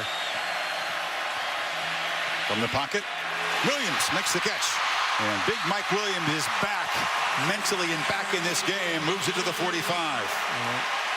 Well, that is a great job of recognizing their defensive back, Anthony Everett. Watch him fall down in coverage. Ball is out as soon as he goes down for the first down. Here comes the tempo and the first down carry for Gallman. Amazing how the energy changed when that long completion to Kane got the Tigers offense going. They had been pinned back deep. And we were kind of waiting for that. I mean, the crowd was quiet. The sidelines from Clemson was just kind of sitting there like deer in the headlights. They needed something, whether it was the defense creating a turnover, Deshaun Watson coming up with a drive. They got the drive, and it does. It feels different in this stadium, in this atmosphere, and on that Clemson sideline now. 2nd and 9. Immediate pressure. Watson is hammered and fires high and incomplete. Ryan Anderson knocked him down, and Deshaun a little slow to get up. They really came after him. The blitz up the middle from Foster, but it's the pressure right here. Watch how quick Ryan Anderson collapses the pocket on that right side. I mean, that is quickness and power from Ryan Anderson. Ooh, you can hear the pop when hitting the quarterback that time. Anderson brings 253 pounds to bear. Again, it's 3rd down. They need 9. Watson from the pocket. No one to throw to, and he'll be sacked by Reuben Foster. And the Tide defense rises up to snuff out this momentum. They're rushing with 4. They contain him. How long did we talk about keeping him in the pocket? Don't let him get out. Don't give him scrambling lanes. They contain him, and eventually the linebacker, the leader, Foster, comes up with a sack. But a great job by the entire defensive line, not letting him on 3rd down step up and get away. 2nd sack for the Bama defense. So good at creating havoc in those negative plays, and a promising drive snuffed out. And now Teasdale boots it right along the ground. Dieter fields it nicely on one hop like a shortstop, and is knocked out near the 40. Aerial coverage provided by DirecTV. If you call yourself a sports fan, you got to get DirecTV. 9-yard return after a 33-yard punt. And Reuben Foster, we're told, is inside the athletic trainer's tent where they do examinations after making the sack on that last play. And I think it was maybe a play or two earlier where he came up, got up a little bit slow. We'll have to keep an eye on him. He is such a big part of their defense and the leadership there. I think it was on the sack from Ryan Anderson where he ran into Reuben Foster. That happens a lot. These guys are so violent on defense, they sometimes hurt each other when they collide. Scarborough, short gain. It was the SEC championship game against Florida. There were 3 Alabama players down on the field on one play because it all knocked into each other. Yeah, it's exactly right. This is where Williams comes in. Foster comes up the middle on the blitz. 22 actually right there hits him. He's slow to get up. Still made the play after that, though, in the sack. On 2nd and 8, Scarborough. Very left-handed running team. The Tide like to go behind big Cam Robinson on that side. You can see Cam Robinson and Ben Boulware kind of have their own matchup going right now. Both kind of emotional leaders for each of their teams. Cam Robinson, a junior, 6'6", 310 pounds, weight down this year, having a big year for Bama. And Ben Boulware, as we've seen all year for the Tigers, he's kind of the emotional spark plug for this Clemson defense. He is indeed, and something of a lightning rod. Minute 23 until halftime. Tide needs 6. Pistol formation. Again, they run it on 3rd and long. This time, stopped in the backfield by Carlos Watkins and Boulware. 4th down. You know, this play, this is Brent Venables just recognizing a formation. Look how far out the formation is, so it basically becomes a box play. As a defense, you know with those formations, there's no way they're going to run routes from way out there, so you know that they're going to run the ball. Clemson locked in there to take away the threat, whether it's quarterback run or they hand it off to Bo Scarborough. Once again, best team at tackles for loss. They have been for the last 5 years. And, you know, Boulware, such an emotional guy. He made some comments about the clutching and grabbing of opponents when it was caught on camera that, you know, Christian Wilkins had grabbed a vulnerable area of Curtis Samuel in the semifinal. And Boulware kind of blew up the story by saying, we do it all the time. It's part of our culture. The coaches did not enjoy that comment. They don't want the defense to be known for that kind of naughty stuff. No, they don't want their program to be known for that. I think he got a little bit carried away with his comments, and he was talked to by the coaches. By the way, the last couple series, Clemson's defensive line, linebackers, much better job of playing with more an aggressive mindset and getting off of blocks. Already the 6th punt, a busy first half for J.K. Scott. Artavis Scott and his 21. Clemson had to spend timeouts. They'll have none to work with for the minute 12 to go before halftime. Scott again methodical, but he gets a boomer. Artavis Scott retreats and makes a fair catch at the 4. Kind of lost track of where he was. Yeah, and that decision ultimately will probably affect how Clemson ends up attacking with this minute 4 to go in the first half.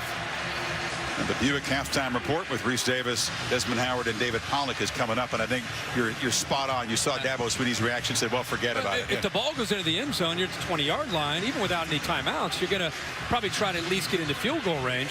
Now, you go back inside your 5-yard line, you don't have any timeouts. By the way, Bama has, all 3 of their timeouts. Yeah, that's true. They're going to try to stop you here and try to see if they can force a punt. Conversation between Swinney and his punt returner, a veteran, about the decision right there. So let's see if the Tide do begin to spend timeouts, try to get one more look at it. From the end zone, Deshaun throws a slant. That was a dangerous little route there. It was incomplete as he trying to get the ball in heavy traffic. A dangerous throw, but if you're an Alabama fan, you don't even have to use one of your timeouts. The clock stops. 4 seconds taken off the clock there by Clemson's offense. You expect to run this time? You would think so, yeah. They've got to get Alabama to use some timeouts. Watson hands it off inside. A stutter step from Gallman. He'll be knocked down at the 9, and a timeout spent. Yeah, Alabama's thinking now, get a stop here on 3rd down and get the ball back in very, very favorable field position. Maybe have a shot at a field goal themselves. Well, Nick Saban, so intent to make changes, Kirk, to his defense based on what happened against the Tigers a year ago. And the Bama defenders so intent to come back, and even though they won the title a year ago, you'd think they lost the game. Their attitude about getting another crack at Watson and the Tigers. I mean, when we met with Ryan Anderson yesterday, I would have sworn that they lost the game. But that's how they felt. I mean, they're not used to giving up over 40 points and over 400 yards passing to a quarterback. And I think it became very personal. I think they were more excited to get a chance to play Deshaun Watson in Clemson than Clemson was to get back to the national championship, because they wanted that one-on-one battle against the Clemson offense out of respect more than anything because of what they were able to do last year. It's a big third down here.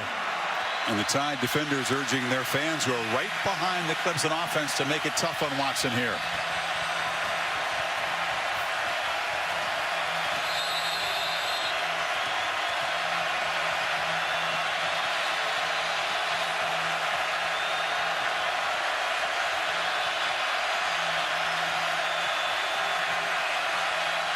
You got empty, which means either quarterback run or the ball's got to be out fast from Deshaun Watson. Pre-snap chess game. Watson fires far side. Renfro makes a catch on the sidelines, and the Tigers do make a first down in front of Tony Brown. The accuracy from Deshaun Watson when he is on. How about the guts to make this throw? Man under, finds the matchup that he wants against Tony Brown, and Renfro gets the foot down for the first down. You think he trusts his arm? Yeah, I think so. Strength and accuracy. Now let's see how adventurous they'll get. They do have a first down, still no timeouts, and a long way to go to get in field goal range. Watson from the pocket across the middle, batted up in the air and nearly intercepted. Got to be so careful. Well, this is where Washington was in the semifinal game near the end of the first half, and you and I and the Bear we were watching saying that it feels like a potential interception for a touchdown, and they came up with one. How about that? That ball is thrown right into the hands of the linebacker Evans, who's got good size at 6'3" and athletic ability. That ball goes up in the air, and Bama, of course, with the way they come up with turnovers, is they can get that ball. Watson a little fortunate there to avoid a pick, and now a false start. In fact, the right tackle was backing out. Well, he's looking across at Tim Williams, and he's thinking, I cannot let him beat me to the corner. Got two true freshman right tackles in this game tonight. Number 76, 5-yard penalty, second down. Sean Pollard was in a high school all-star game a year ago this time, and he's played very, very well, stepping into the starting role in the middle of the season. Jonah Williams is a prodigy on the other side, but think about that. That's a tricky position to be playing on a national championship game. Sure is. With this many great defensive linemen on both teams. And as you said, we've been marveling at Jalen Hurts as a true freshman, being 18 years old. How about Pollard going up on these third downs, second longs against a guy like Tim Williams? But his penalty moves it to 2nd and 15, 44 seconds to go. Watson looking just along the sidelines and has to just throw it away. Anderson was in his face. If you're Dabo Swinney, you got to be reminding, even though Deshaun Watson's a veteran, reminding him, hey, we get the ball to start the second half. Let's not do anything crazy. I saw Dabo clap after that play, throws it away, gets away from the potential threat of a turnover. Little surprised that they're still throwing the ball, to be honest with you, without any timeouts. We'll see if Saban spends a timeout. If the Tide can get a stop here on 3rd and 15. Watson throws it. It's a little tunnel screen. Renfro fights hard for a very short gain. It will be 4th down, and Saban will spend that second timeout now. 30 seconds to play with. And we talked about the shot that Watson took early in the game. Boom, 15-yard penalty there. Set the tone. I think they were willing to give up the 15 yards to kind of set the tone defensively. And Bo Scarborough, after the big semifinal game, has gotten out for a couple touchdowns, averaging 6 yards a carry here tonight. And that's what Clemson needed to get back into this game and come up with a touchdown to get it to a 7-point game. And Alabama defense not that impressed. They're still going to come after number 4, as Tom Rinaldi reported. He heard Jonathan Allen saying all day, all game, we're coming after Deshaun Watson. Deshaun with the 1 rushing touchdown, 153 yards passing, and just 1 net rushing yard when you factor in the sacks. Teasdall, very low kick, just scoots along the ground. It's effective though because it's away from Garrick Dieter, and it chews up a few more seconds as it finally rolls dead at the 31. Just 19 to go before halftime. Well, the great thing about a punt like that is it just keeps rolling and rolling, and that clock keeps ticking and ticking. He's not normally an exclusive rugby punter, but they figured it would be a very effective tactic in this game. It's certainly difficult on the returner. See what Steve Sarkisian comes up with, and you see Nick Saban right in the middle of that huddle giving his opinion on what he would like to see from the offense with 19 seconds and 1 timeout remaining with the ball on their own 34-yard line. What do you think his opinion is? We're up by 7. Let's get to the locker room. Yeah, I mean, you might try to find a matchup maybe on 1st and 10 just to see if you can get something where you don't have a lot of high risk for the freshman quarterback. Just kind of feel it out here on this, maybe just the first play. If you have success, maybe you get aggressive. Short pass. Yep. Stewart can't escape, and it'll be dropped for a loss at the 30-yard line by Kendall Joseph.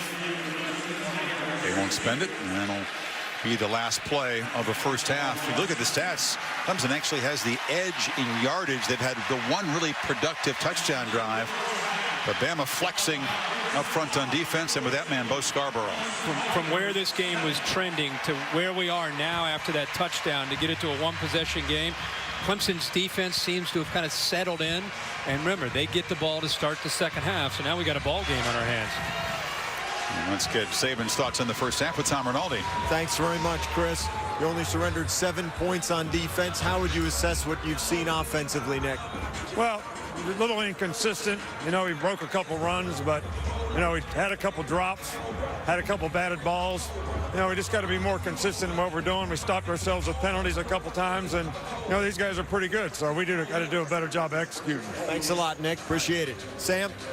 Well, Coach, your defense had some big stops late in the first half, but in your mind, what's the biggest challenge they're presenting your offense with here? Well, we're getting our butts kicked in field position right now. We've had some really difficult field position. You got to go 99 yards against them. That's some tough sledding. So field position, first of all, we had a turnover, drop, snaps. So we just got to clean it up, and then we can't let them get comfortable running the ball. Their 2 big plays came off running downs. We got to make this quarterback throw the football. And that's the biggest disappointment. The first one, we didn't get outside and contain it. Second one, they did a nice job on the stretch play. But, hey, it's 14-7.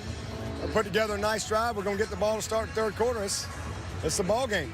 Still smiling. All right. Thanks, Coach. And the plan was stop the running game, which they didn't last year, and stop the explosive plays, which they failed to do. They've done one of those 2 things, but the running game has punished them a bit. They got to tighten up their run defense, make Hurts throw to win.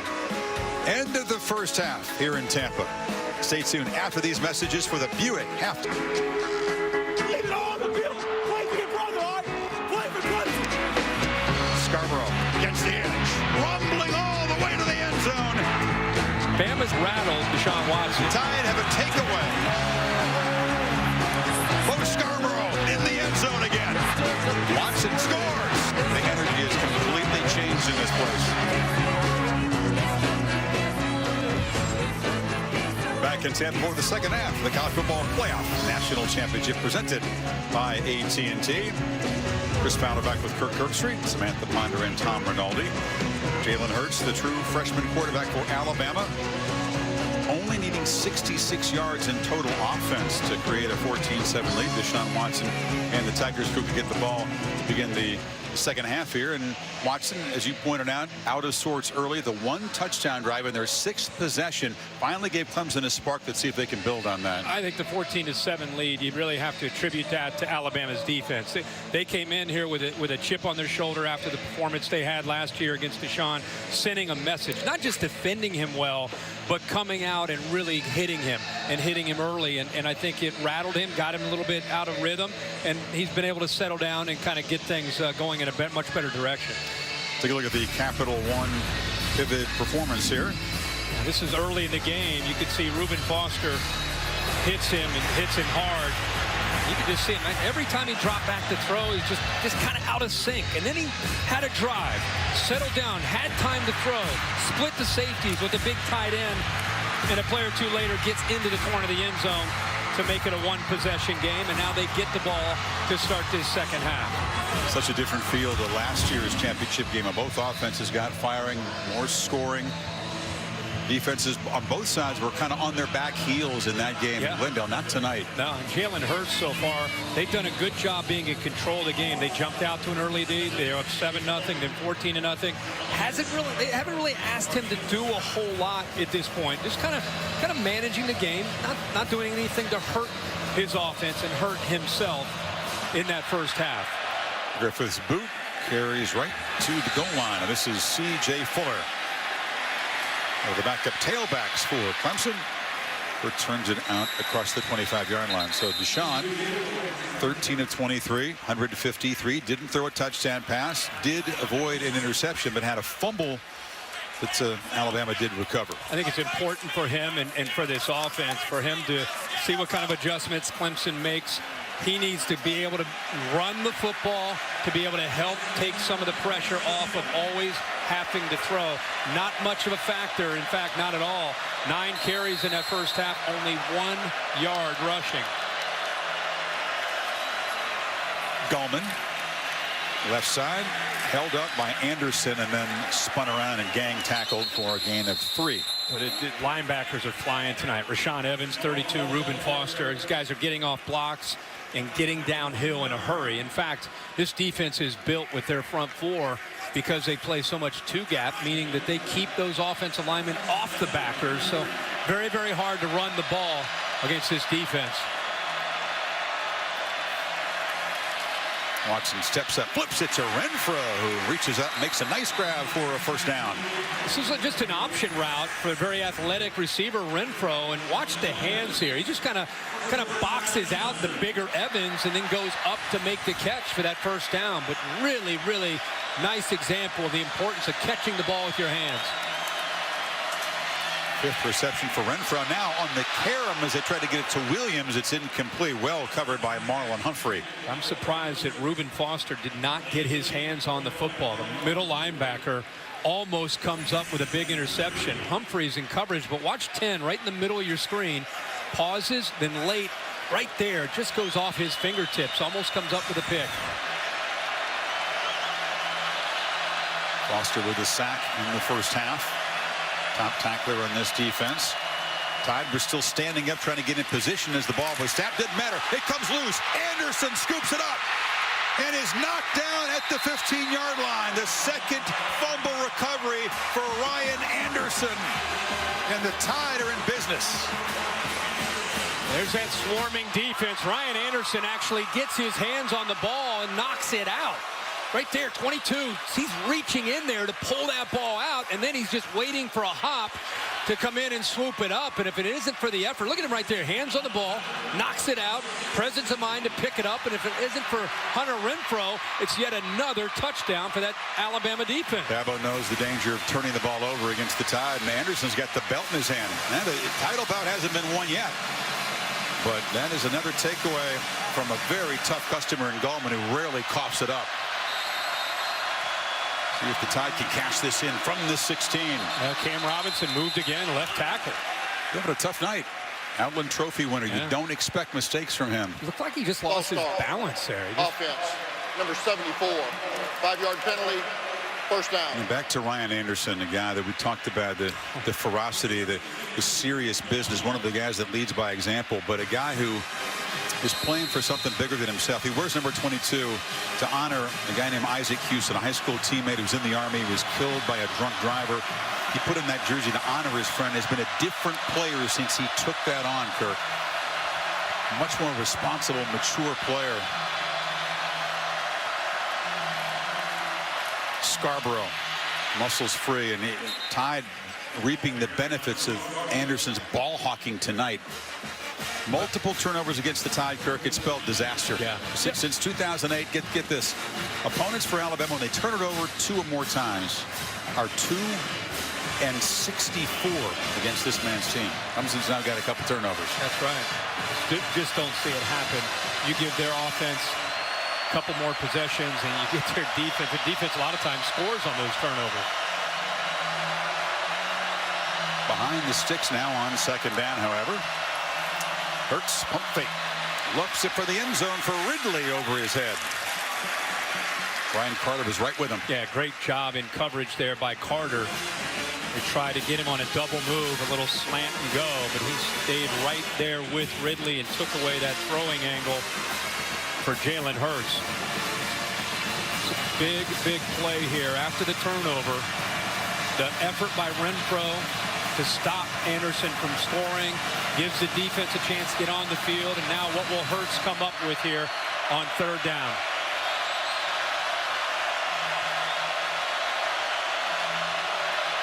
Play clock at 4. Does he see it? The sidelines see it.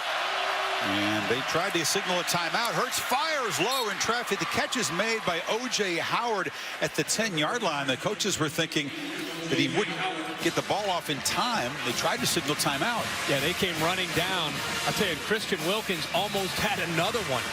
Almost deflected another one at the line of scrimmage, but they pick up some yards, but not enough for the first down. So the very reliable Adam Griffith, who's made 10 of his last 11, 20 of 27 on the season, from 27 yards to stretch the lead back to double digits.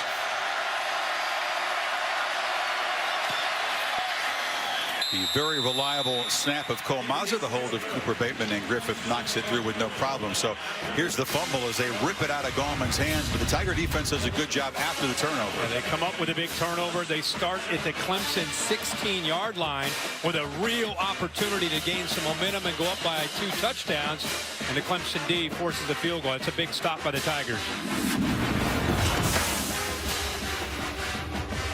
Recovery. He forced it and recovered it. Ryan Anderson, and the short Griffith field goal stretches the Alabama lead to 10. And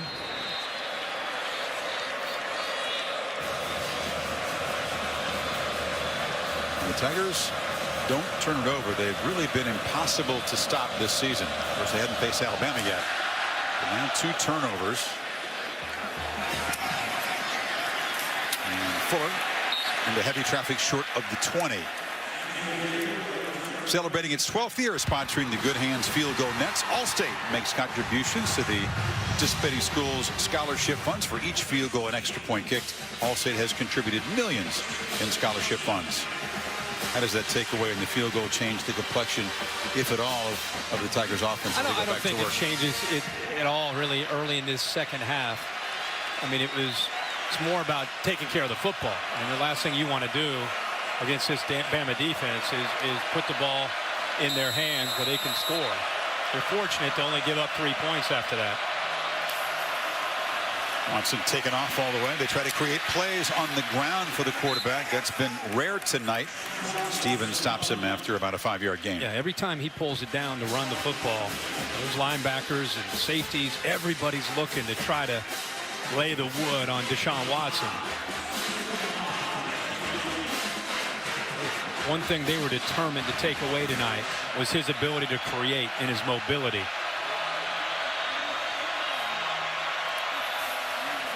From the pocket, Watson delivers a back shoulder throw, and Kane makes the catch at the 35. Yeah, perfect timing here with Deon Kane. You said, Chris, the back shoulder fade, and that's exactly what it is. So you can see that he's got enough time to be able to throw, and because the defensive back got upfield so far, he just throws it back, and a good adjustment by Deon Kane. Second catch for the Tampa native. He had the big play to spark the offense in the first half, and now Renfro has been busy tonight. Scoots through heavy traffic, and the Tigers begin to get some rhythm, get 9 on first down. Kind of a similar play to what we saw to Deon Kane. Kind of that tunnel screen, get the ball out to a wide receiver. Again, it's an aggressive defense. It's getting upfield. Because they're getting upfield, there's some pockets there. They've timed it up now twice pretty well, where they get the lineman out in front. He's got a little bit of a convoy there. We saw Kane with a big gain on that play earlier. McLeod motions back in. Watson steps up and takes off and will get a first down out near midfield. It's one of the few times we've seen his ability to improvise, getting outside. He was actually looking downfield to potentially take a shot on second down and short, but because it was taken away, good decision to pull it down. Bama right now with 2 deep safeties taking away the chance of throwing the ball downfield. Option look. Fuller on the edge is knocked down hard by Foster. Gain into Alabama territory. And they are hitting down there tonight. Yes, they are. Reuben Foster is getting after it. 28 more tackles and the second leading tackler on this defense. Kind of took that baton from Reggie Ragland.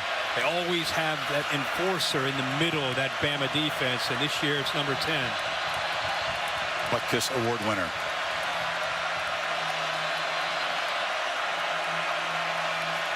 Empty backfield. Deshaun back. Again, a throw for Williams along the sideline. Big fella goes up and gets it. Humphrey able to wrestle him down. It'll be 3rd and short. Heck of an effort there by Mike Williams. Because of that catch and that effort, you're looking at a difference between maybe a 3rd and 8 if that goes off his fingertips, and now a 3rd and 1.5 or 3rd and 2. Big difference in a strong effort. After we looked at Mike Williams and thought, is he going to be okay? Is he going to be able to play the rest of this game after the big hit he sustained early in this game from Tony Brown? Dahlman out of the game. They're looking at his leg on the sidelines on 3rd and 1. It's Fuller who motions out. Deshaun always a threat here. Low throw. Going down low to make the catch and move the chains again is Renfro. Low and away from Tony Brown, where only the little man, Hunter Renfro, can go down and get it. You know, if you talk to him and you ask him who does he trust the most in these kind of situations, it's Hunter Renfro. Did he keep his hands under and come up with a catch? They may take a peek at that again. Tigers are trying to play fast, and just in the nick of time, the replay booth buzzes down, and Tom Robinson will see. It was a completed catch that plays under further review. If Renfro kept his arms underneath the ball, it definitely hit the ground, but was it in his arms or had it fallen between them? We'll take a break as they take a look. Ruled a catch by Hunter Renfro. They're still chatting about it. I got to believe they're just working on where the ball needs to be placed. And it's like if they end up reversing it, calling it incomplete, it should be about 4th and 1.5. Yeah. 4th and 2. They're just trying to figure out where probably the ball needs to be. The sticks have already moved for indicating a first down. So they're going to have to, if they reverse it, they'll have to bring everything back. Got some weightlifting in before he came out. After reviewing the play, the ball hit the ground before the player was able to gain control. It's an incomplete pass. It's going to be 4th down and 2 at the 43.5-yard line. Please set the game clock to 9:23. 9:23. Well, you brought it up, Kirk. It's a very similar down and distance and field position situation to Clemson's gamble early in this game that didn't work when they got stuffed. And Dabo Swinney's in there. You know, Alabama has had an advantage with field position most tonight. I'd be surprised if they didn't punt the ball here. Well, Deshaun's on the field, and Wayne Gallman's back in the game. Remember, Washington had kind of brought their offense out and then did kind of a quick kick last week to try to pin Alabama back inside their own territory. Maybe they asked Deshaun to do the same thing. It worked. Browning is a very good pooch punter. Does Deshaun have that in the skill set? I think you might find out right here. Be very surprised if they end up going for it.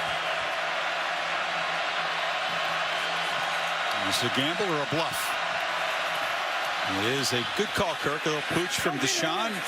And just to display his athletic skills, he does an excellent job with that, and it rolls dead at the 5. The reason I expected that is Clemson's got to be thinking they're playing with a freshman quarterback, and we've done nothing to make him feel pressure. They had a 7-0 lead. They had a 14-0 lead. They've been able to just kind of play an offense that's been conservative, fairly one-dimensional, without putting him under the fire. Clemson now puts him at his 5-yard line. Now you can start to maybe do some things and try to create pressure on Alabama. Clemson's been the one dealing with all the pressure most of this game because of field position. It's a 38-yard punt. That's exactly what the regular punter Teasdale averaged this year. So Deshaun does his job, and now we'll see how Sarkisian calls this and how Jalen Hurts responds. Protecting a 10-point lead. Remember, we bragged all night about Bama's defense. Brent Venables will crank up the pressure too down here. And they stack up Scarborough for a short gain on first down. Midland Farrell, see him grabbing his left ankle, one of the disruptive forces in the front line there. Yeah, it looks like an Alabama, actually the ball carrier, Bo Scarborough, may have rolled up on that ankle. He has really come on this year as a freshman. You and I had, what, 4 or 5 of the Clemson games this year.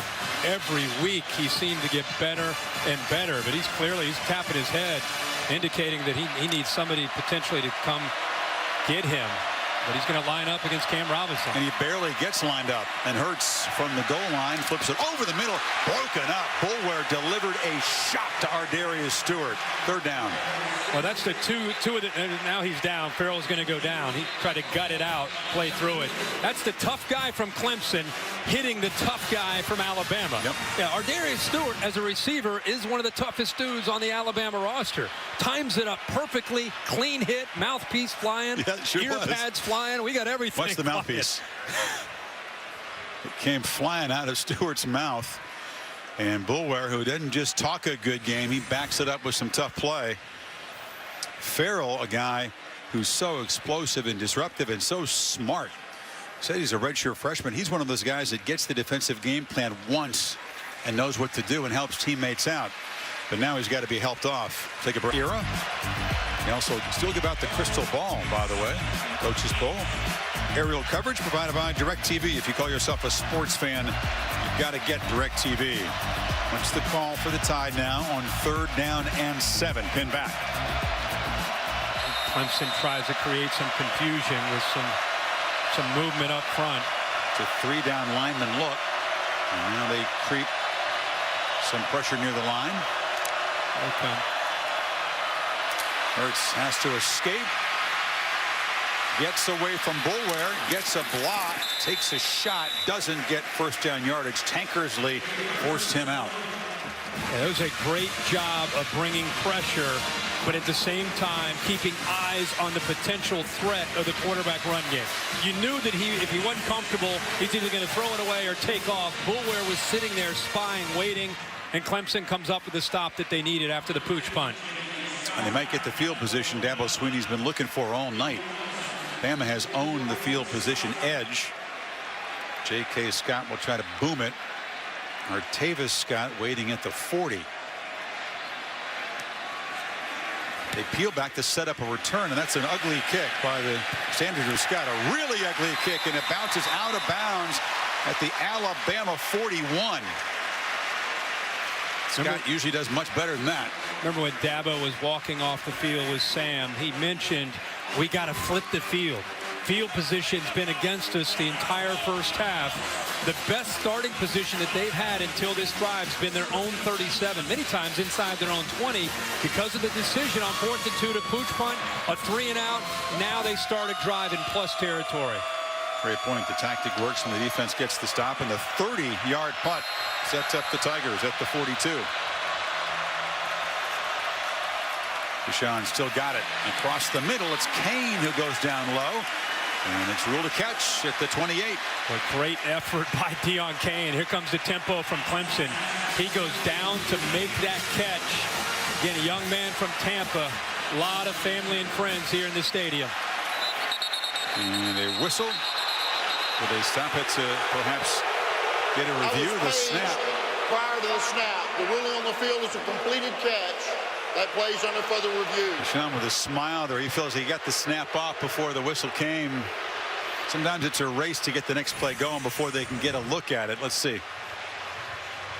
I thought he got his hands underneath to make the catch. It's a tough angle there. Nothing from that angle to overturn it. No, you have to see from the other side. Nice effort. That's a catch. Got his elbow underneath. Ball never touched the surface. If it did, just the nose of the ball did when he had it in his control. Yeah, he had control of it, which the nose can touch the ground as long as he does have control of the ball. All right, Dave Katiah, second review of a similar type play. How did you see this one? This is a completed pass because he's got control of the ball even to the point. Remember the one they reversed? The ball actually moved. There was independent ball movement. That's why that pass was incomplete. This one, there is no independent ball movement. I've got a catch here. I'm with you, Dave. This is going to be a catch. That's the good news for Clemson. The bad news for Clemson is that's a big conversion, momentum, tempo, Alabama on their heels, and all of a sudden you got to stop because they got to take a look at this replay. That's a good point, Kirk. Even if the call stands, the Tide defenders all gathered up there catching their breath. Absolutely. After further review, the ruling on the field stands. Catch, first down. After further review, Mike DeFee is rocked up still. Yeah. He definitely spent a little extra time this week in there on the curls. There's no question about it. Big window, big national championship game.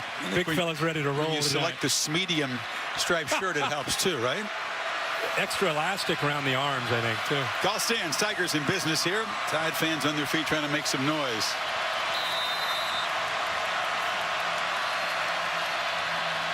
Keeper. And a crease before another hard hit. That was Rashaan Evans closing down that crease. Yeah, and also, again, Reuben Foster, those active middle linebackers. My point about the tempo, and that's such a big part of the Clemson offense. They get a first down, the jet sweep, the tempo, the variety of formations and personnel groupings. There's so much that goes into it before the snap, and when they had to stop, we lose a little bit of that momentum.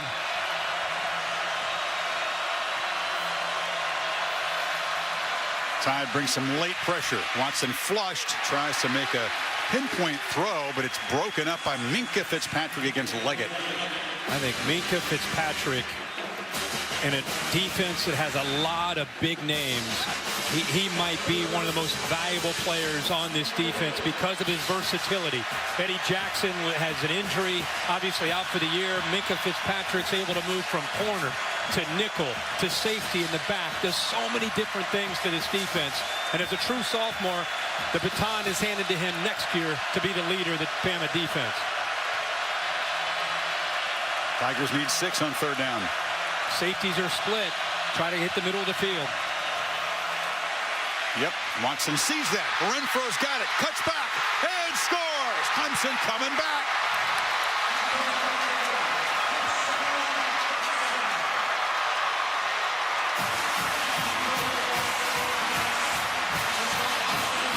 And Hunter Renfro, Kirk, at about 180 pounds, he might be 5'9½", is proving to be a Bama nemesis again tonight.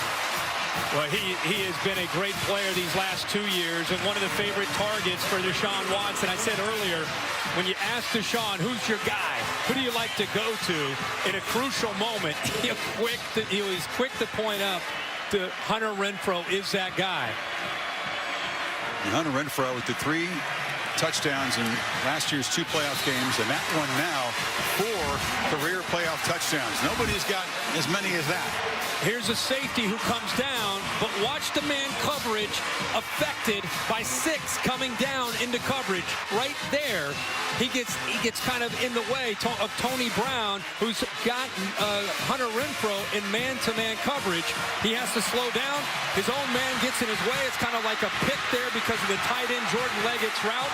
And Deshaun Watson knows all along he's coming back to his guy Renfro. And the Tigers and Deshaun Watson making things interesting, only down 3. In college football every single week, and it's been a lot of fun with the fans. And right now, Nick Saban trying to talk to his defense about getting back to that edge that they were playing with in the first half. So Sweeney's decision to pooch punt, not go for it, pin Bama deep, as you pointed out, leads to the stop of the defense, the short field, and the touchdown drive. And now Ardarius Stewart from the 3 turns the corner and is knocked down across the 30. Well, so far, Jalen Hurts, Kirk, has had to do very, very little with the passing game. Only 49 yards. Was he going to have to make some plays in the air?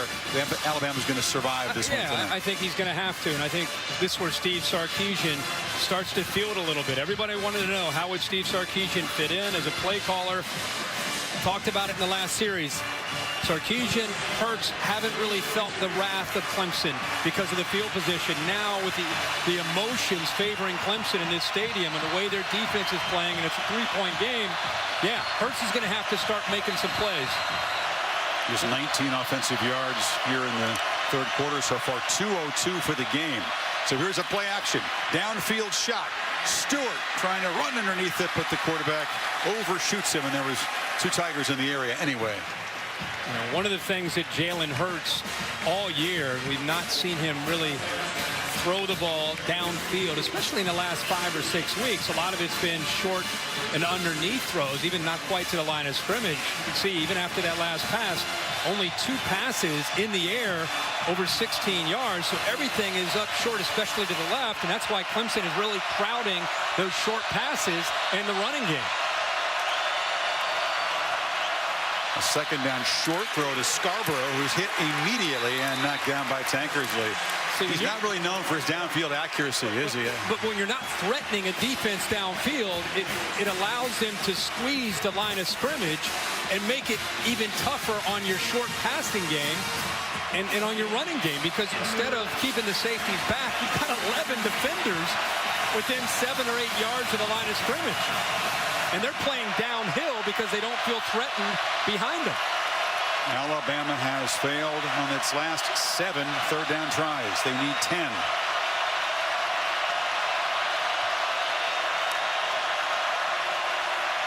From the pocket, Hurts steps up and delivers over the middle, but it's behind Garrett Dieter and incomplete. Wow, he actually had him here by stepping up into the pocket. He buys some time and then eventually has a nice throwing lane to throw this football. Nice job. He doesn't quite get across the line of scrimmage, throws the ball low. That should have been caught. Yeah, Dieter could have made the catch, but the patience there by Hurts, it's just a matter of the execution that drives Nick Saban crazy there. Dieter, the guy that had 94 catches at Bowling Green, comes here as a graduate transfer. Similar role to what Richard Mullaney did last year, but Saban right to be frustrated. Sure-handed receiver, should have had that one. Scott, after the poor punt last time, booms it deep all the way back to the 15, where Tavis Scott makes the catch. 53 yards on the punt. Duke and Louisville, 9 noon Eastern time on Saturday from the Cardinals home court. Also streaming live on the Watch ESPN and the ESPN app. So Clemson now with the football, down 3 from their own 16-yard line. Both these teams have excellent unity and chemistry. They feed off each other, offense to defense and vice versa. And that's what's happened for Clemson to get back in this game. Gallman just nowhere to go on the edges. Foster shut it right down. You just cannot deal with Reuben Foster and Rashaan Evans when you go wide. They're trying to make a block there with Ray McLeod. Ray McLeod is 5'10" and 180 pounds, dealing with 230 pounds of fury from Foster out on the perimeter. There's a lot of fury in a lot of guys in no doubt. Clemson tonight. Tight bump press man here from Bama. They may bail out of it and see if they stay tight. Nice and pumps and now flips it short. Gallman on a screen, gets a couple of good blocks and bangs for a first down out to the 28. Actually closer to the 30. And you saw that press man. The linebacker lost Wayne Gallman, so he had room out there to the outside to pick up that first down. A great play call there by Jeff Scott and Tony Elliott, the 2 co-offensive coordinators for the Clemson offense. Caught him in press man. Nobody picks up the tailback out of the backfield. Stutter step and a very short gain there. Fuller. Sometimes when you have a defense that plays so much man, I think we always get caught up in the battles like Mike Williams and the receivers, Hunter Renfrow against the corners and the defensive backs. But sometimes you can make even better plays if you're tied in against a safety or a running back against a linebacker.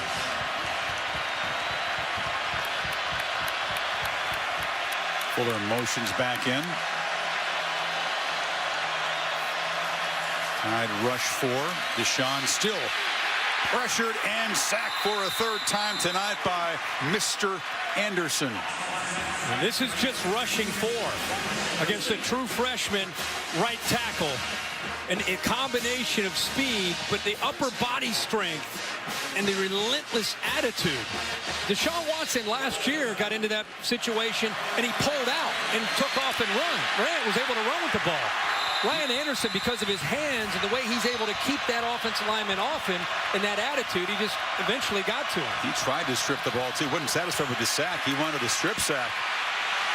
Again, Evans gets in there. Watson escapes, takes a huge hit. Helicopters down at the 40. The spot will be just short. Pops up Foster on the tackle. It's going to be 4th down.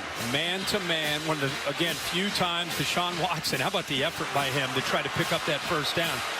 Once he got through that 4-man rush, Chris, everybody had their backs turned. And the way he accelerates, I thought he'd get the first down. I did too. But a great effort. How about Bama keeping him just short? Watch the linebackers clear out. Once the defensive front four doesn't get him, everybody's in man coverage. He's got room to run. But look at the closing speed by Foster and by Micah Fitzpatrick to keep him short. Did you say Fury? Brought some there. Remember that play. Bama stopping Watson a yard short. Teasdale's punt is a good one. Rolls dead at the 21-yard line. From the very first play, Bama's defense has been flying around with violence tonight. Yeah, I mean, and again, the way he accelerates, that's a first down. They keep him short, and another big hit there by the linebacker, Foster. Boom. Just up under the chin of the quarterback, who lands very awkwardly. Win or lose, Deshaun is going to feel this one tomorrow morning. He has been in another battle. See if the Tide offense can get going. Very little productivity since midway second quarter, and Scarborough had his second touchdown run. And takes off here, and Big Bo bulls forward for about 6 to Tom Rinaldi. Chris, during that last defensive series, Steve Sarkisian spent almost the entire time directly with Jalen Hurts, talking to him, trying to tutor him and coach him, and trying to give him some positive energy right now. It seemed a little like the doldrums offensively. See if they can get the rhythm back. Well, Scarborough helps the rhythm by rumbling for a first down. What did Sark tell us, Kirk? He didn't want his quarterback to overanalyze things. Try to keep it simple so he could play fast when he's more comfortable. Yep, wanted him to play fast, and he also wanted to mix up his tempo. And this first couple plays anyway, looked like he was going to go with a faster tempo. Now after picking up the first down, they're slowing things down. Bo Scarborough obviously is down. He's battled through injuries throughout his very brief career so far in Tuscaloosa. The ACL as a freshman back in the spring of 2015. Dealt with injuries even in high school. Absolutely. That's certainly slowed his progress. Cleveland Farrell is up and walking around. Samantha, do you have any update from the Clemson sideline? Yeah, he's dealing with a left ankle sprain. He was in a ton of pain. They had him in the medical tent for a while, and then after taping up his leg, you see him trying to run right here. But they took him into the locker room where he was until about a minute ago, trying to run right now, obviously trying to get back out there. But in the meanwhile, Austin Bryant's going to have to keep going. So tough to push off and get any kind of upfield rush from that position. You have a tender ankle. And now here's the Scarborough play. Well, he's just starting to get healthy. These last 4 or 5 games really has made a difference with him back there healthy. You can just see not just the Washington game, but really starting in the LSU game, the Auburn game, the Florida game. 180 yards against the Huskies in the semifinal. Most of those after contact. Yeah, over 100 But you yards. mentioned the ACL. He had one back in high school, had another one when he got to Alabama. It was interesting. He came out and said that, you know, some of the comparisons to Derrick Henry, who won the Heisman Trophy, kind of got to him a little bit early in the year. He just wanted to be Bo and wanted to be his own guy. And between that and dealing with recovering from an ACL, he was a little bit slowed this year early. It really is more Damian Harris and Josh Jacobs. But as we said, he's come on now that he's been healthy here in the last 4 games. Heisman winner from a year ago. Henry here was out there for the coin toss. A good mentor for Scarborough. And I think that you were spot on. He did a little bit of tribute to the former number 2 when he kind of high stepped into the end zone. So some concern in the face Henry, Reggie Wrangling back there too, another member of that Tide championship team. Good news, he's walking off. Sam? Yeah, Chris, not a good sign down here for Farrell. Very upset. They took his helmet, all signs pointing to him being done for the night. And it is disappointing, but again, tough to go on an ankle sprain, and now they're without the edge pass rusher who was so effective against Ohio State. And Austin Bryant, who was a guy that they anticipated stepping in before his injury that he sustained in August, had a foot surgery. They thought he would be their best defensive end, and he now steps in there. He missed half the season with an injury. Hurts delivers a low throw, incomplete. Bounced before it got to Ridley, and he looks a little out of sorts. He's had some chances to make plays with relatively easy throws. Yeah, well, they brought a blitz there, and I think it affected his accuracy. He says, Calvin, I got it. Yeah, Calvin Ridley all along felt that he got his hands under to make the catch. He's lobbying for a third review, but I think that... I don't know. That looks like... I appreciate his energy and trying to sell it, but pretty good look at it there that it hit the ground. But the blitz that time from O'Daniel affected the follow-through and the accuracy of Jalen Hurts. Play clock at 1, and they have to spend a timeout. That was frustration from a Sarkisian over there. This was the problem they've had, Kirk, in recent games, getting it snapped on time. 30 seconds. So they spend one. We'll see if that comes into play later on in the game. And as the Tide will face a 2nd and 10 here. Part of that is the freshman quarterback. I mean, after it happened in the Washington game, a lot of people wanted to say, you know, Lane Kiffin didn't do a very good job of preparing the offense because they were sluggish and they had some miscues, a lot of delay of games. But as you even tonight, you're seeing as much as they're trying to beat tempo, as much as they're trying to hurry, that's still the reality of playing in a big game with a young quarterback. Let's think about the play callers for Saban in his previous national championships.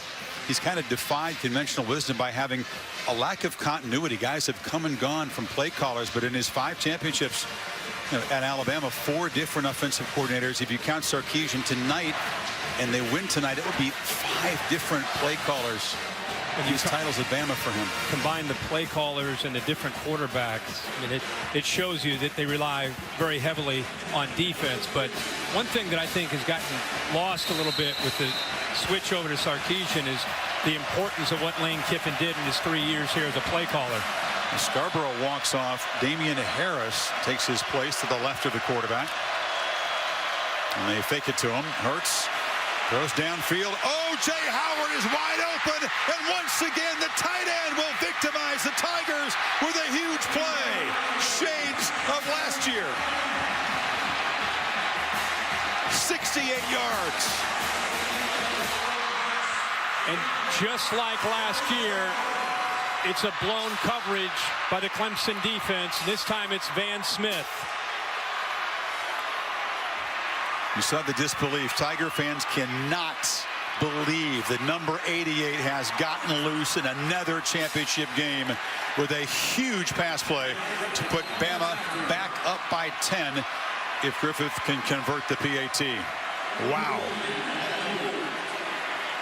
And Jalen Hurts finally produces a big play in the passing game.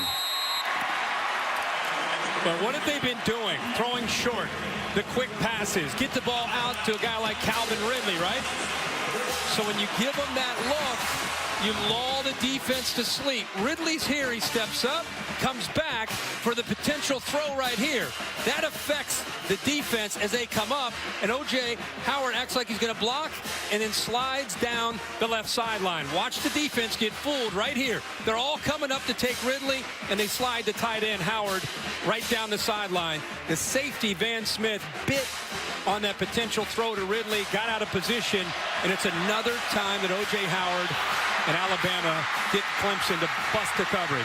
One little momentary mistake, as you pointed out, Kirk. One wrong step, wrong look, and Howard is by you. It's the longest pass play the Tigers have allowed this season. Comes at a very inopportune time for the Tigers. And this is the kind of play that we'd see Lane Kiffin raise his arms up as soon as the play call. In fact, you could see Calvin Ridley that he was pointing. He's in the middle of trying to show that he's out for a route. He's pointing to O.J. Howard like, throw it deep, throw it deep. Hurts got more yards passing in that play than he had the entire game coming in. Artavis Scott works his way out near the 30, and once again Clemson is down by 10 as the main running threat tonight. Scarborough makes his way to the locker room. It's a big loss for this Alabama defense. Well, what a play, or Alabama offense, but what a play call there by Steve Sarkisian with the formation, and again lulling them to sleep with so many quick passes. Very, very little success, if any, with the ball being thrown downfield. And that defense that we talked about squeezing the line of scrimmage, completely out of position. And once again, as we've seen in his brief career, an absolute flatline reaction from Jalen Hurts. Interception or touchdown is the same reaction. 18.5 years old.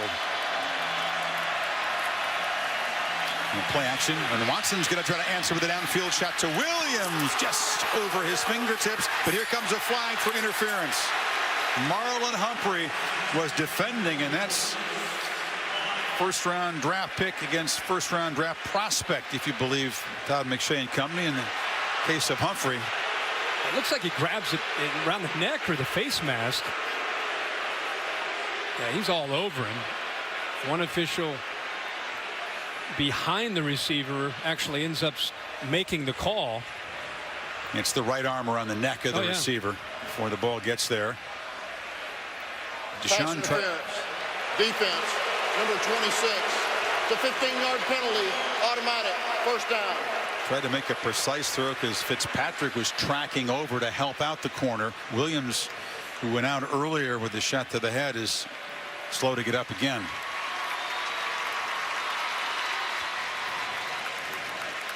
Williams has made 5 catches, but no big plays for only 40 yards. He's been targeted 7 times. Penalty moves the ball to the 43. It's the 7th for the Tide tonight.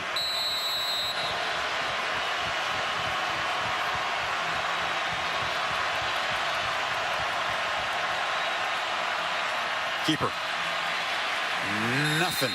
Heavy traffic. Foster again becoming a nightmare for the quarterback just tonight. No room to run between the defensive line. Is creating that wall in the way they play defense in that 2 gap. They just push that offensive line back, get extension, and then the linebackers coming downhill. Tough sledding in the middle of that defense. Screen. Kane weaves his way and dives. Good work to earn a first down. Impressive effort by Deon Kane. I thought he might go out of bounds, but he just didn't give up on the play. 3rd time now that tunnel screen is able to get behind the offensive lineman and get some blocks downfield. 4th catch for Kane. Will have to step up. Williams is still out of the game. Watson's going to look for Scott. He was thrown behind him. Final minute of the 3rd quarter now. That's really not Artavis Scott's strength. Downfield, a little bit undersized. Typically you see him more involved in the jet sweeps and the short, quick throws close to the line of scrimmage. They've not really been able to get him on track tonight at all. No, he's Clemson's career reception leader. Does not have a catch. Watson far side. Kane again working one-on-one. He beats Averett, moves the 6 again. The reason you got Nick Saban frustrated here is because what Clemson's doing, you said a back shoulder fade, and the reason they throw the back shoulder is the position of the corner. He's either going downfield if he beats him, but if the corner gets in phase with him, he comes back. He's frustrated on these back shoulder fades because the receivers are pushing the defensive back off.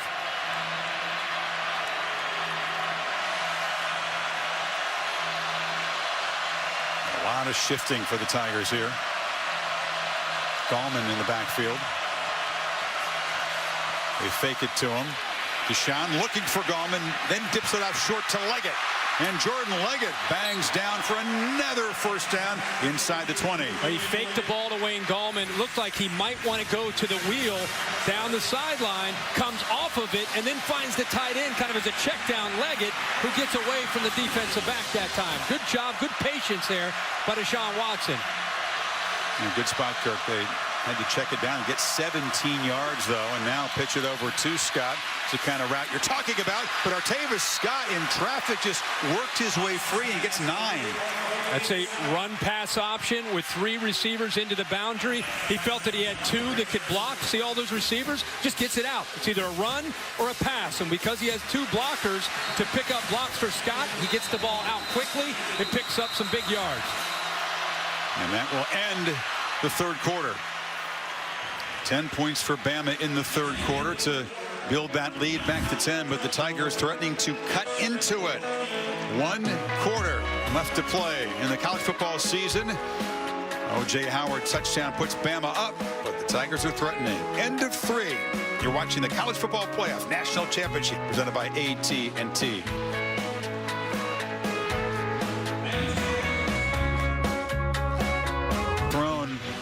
Alabama win their first championship since '81. Another fourth quarter comeback will be called for. This is the team that entered the fourth quarter down 8 at home against Louisville, held on in a classic game, down 8 at Florida State, came back to win.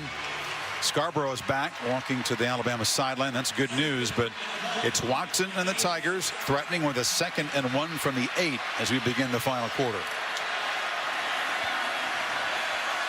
Mike Williams at the bottom of the screen, a target down here and an option.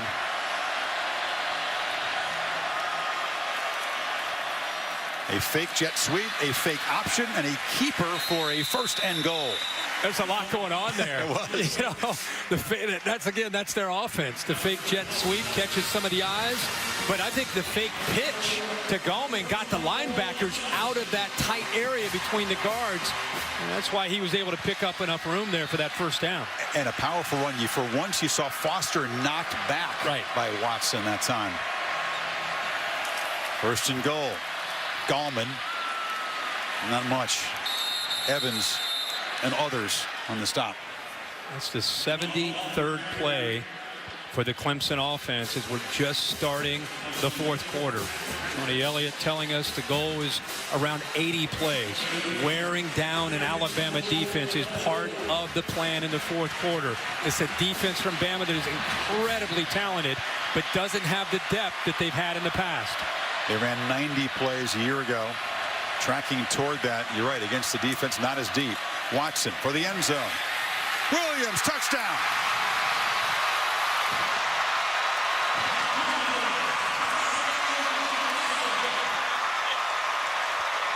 He is the premier red zone receiving weapon in college football. Targeted so often and so many touchdowns. 11 now this season. Watch Jordan Leggett, Chris, on a pick or a screen. He's going to run into not only his defensive back, but he affects Minkah Fitzpatrick. Does a good job of making it look as if he's going out for the route to try to sell it, but does a better job of affecting Marlon Humphrey and Minkah Fitzpatrick, who was man-to-man that time with Mike Williams. Here's Hugel. Selling is what you have to do because it's a pick or a rub, depending on whether you're an offensive or defensive guy, right? Yeah. But you're right, he knocked into 2 guys. And big number 7 has had a rough start to this night. Gets in the end zone. Tigers back within 3. And that's what Nick said is hard. Fitzpatrick, who is man-to-man coverage. An easy throw for Deshaun Watson, and Nick Saban was not very excited about that call, that no call there on the pick. He's yelling, what about the pick? That's on the heels of, remember, Deion Kane pushing off on a couple of those back shoulder throws. So Coach Saban fired up right now down there. Pooch kick by Hugel. Henskis again for the 2nd time tonight comes up to make the catch at the 32-yard line. And so once again, Clemson's touchdown puts a little pressure back on this Alabama offense, taking over up 3. Tom? Bo Scarborough taken off the field to be evaluated, back on, but straight into the medical tent. A lower right leg injury, Chris. Questionable to return and remains in that medical tent. Lower right leg, Tom. They're not being any more specific than that. The knee, of course, has been the issue in his career. That is a significant loss for now for the Bama offense. Damian Harris, very effective running back as well. Hasn't carried the load down the stretch, but he's got talent, and you can see he barrels ahead for a nice gain of first down. A different kind of back, 5'11", 214 pounds, low center of gravity, very, very thick, great balance. Decent speed, too. Quickness, great quickness. Early in the year, he was kind of the go-to guy. Remember, against USC, he got out loose. Adoree Jackson did track him down, but he made some big plays early in the season. You're right. You know, bootleg action. Hurts is going to be dropped right at the line by Carlos Watkins. Clemson's defense yet to have a sack tonight. They've had multiple sacks in 12 straight games.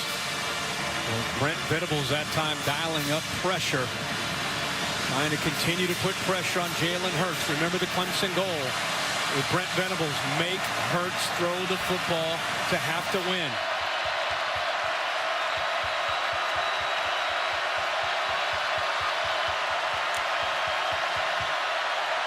Throws far side, dangerous. Tankersley broke it up, intended for Ridley, but you're tempting fate when you go against 25 out there. Yeah, and they're also jumping those short routes, those easy throws. They're almost trying to bait him into throwing it. That time, Tankersley almost stepped in front of it. 3rd and 11. Let's see what Sarkisian has in mind.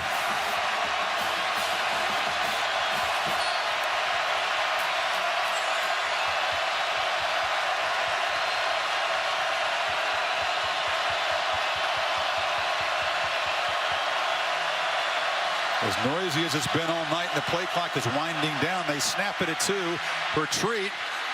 Howard's got it, and he's tripped up. Nice tackle from behind there by big Dexter Lawrence and Muse. I think it's a miscommunication. You got the tight end, but you also have the running back. Watch Damian Harris. He's anticipating the football, but instead the big tight end Howard goes up to get it. If they get that ball to 34 and Howard's out front to block, he's got not only a first down, he's going down the left sideline. That was weird. There were 2 guys right in line for that screen. A mix-up there as the play clock was winding down. I thought Howard was still going to make the first down, but Lawrence just got a hold of his foot. And Scott on the punt. And knocks it into the jet stream. Artavis Scott lets this one go. It'll be a touchback. And now here comes Deshaun Watson. The Tigers have clawed back within 3. 12-14 to play in the national championship game. Is this going to be his moment? Alabama tonight. Meanwhile, down here in Tampa, our aerial coverage provided by DirecTV. If you call yourself a sports fan, you got to get DirecTV. Eric, this is what fans have waited to see. Deshaun Watson and this Clemson offense going to work against this fierce Bama defense as the Tide try to protect a 4th quarter lead in the championship game. Good stuff. They bring pressure. Watson hit and dropped. It's a gang tackle, but it was Rashaan Evans just exploding through. He just came right through the middle, timed it up perfectly, shoots right here through this A-gap between the center and the left guard, and nobody picks him up. In fact, the lineman went down trying to set up probably a screen, or I mean just a quick throw, kind of a quick game. But bad time to hit the ground and hit your belly when you get a linebacker blitzing right up the middle. Evans filling in for Sean Dion Hamilton, who injured her knee in the SEC championship game. It highlights the depth and athleticism of this retooled Bama defense. These are 7 new starters and a new defensive coordinator from last year's championship defense. Remember that. Deshaun on 2nd and 16 now has more time, delivers over the head of Renfro. He was well covered by Harrison. There's confusion on the other side of the alignment where Clemson had Jordan Leggett. You saw Rashaan Evans late adjust out, but Leggett broke free, and there was some kind of miscommunication. Fortunately for Alabama, as Deshaun Watson dropped back to throw, he looked completely to his left and never even saw Jordan Leggett in the confusion from Alabama's defense on that side. They need 16 on this 3rd down play.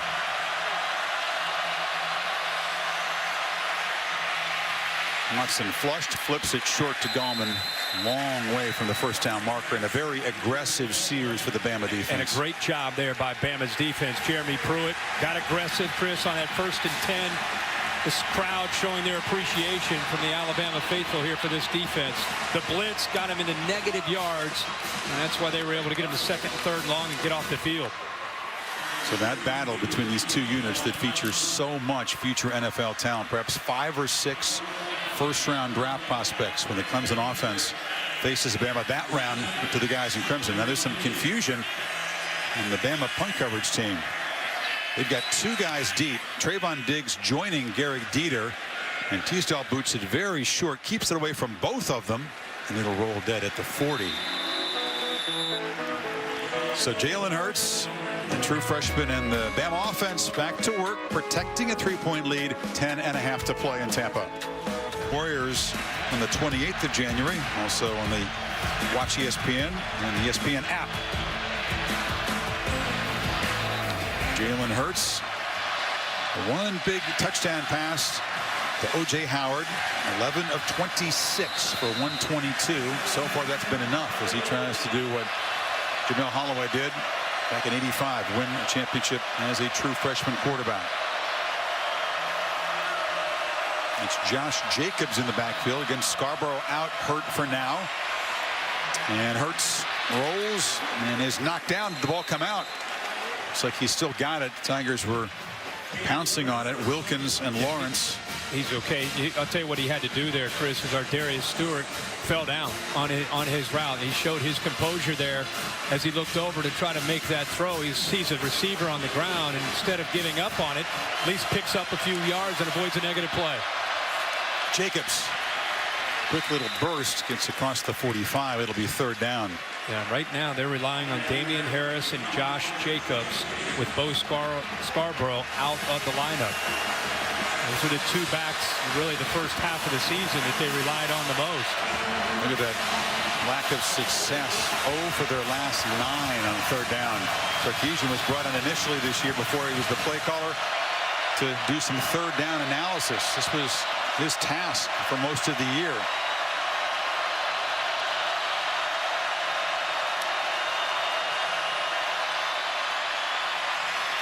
A lot of time, and finally he runs out of time and space. Perhaps if he'd looked to run earlier, Kirk, he might have been able to pick it up, but he's forced out, and here comes the punt. Well, he showed a little bit of impatience and got out of there. If he would have sat in the pocket, O.J. Howard breaks free. They're running kind of a mesh route, and nobody picks him up. He clears. There's no one there. He's looking around, but he got out. He didn't have pressure, but he got away from what he thought was pressure. But if he sat in the pocket and let that play develop, he had a wide-open tight end for a 1st down. Mike DeFee just issued a sideline warning to Clemson.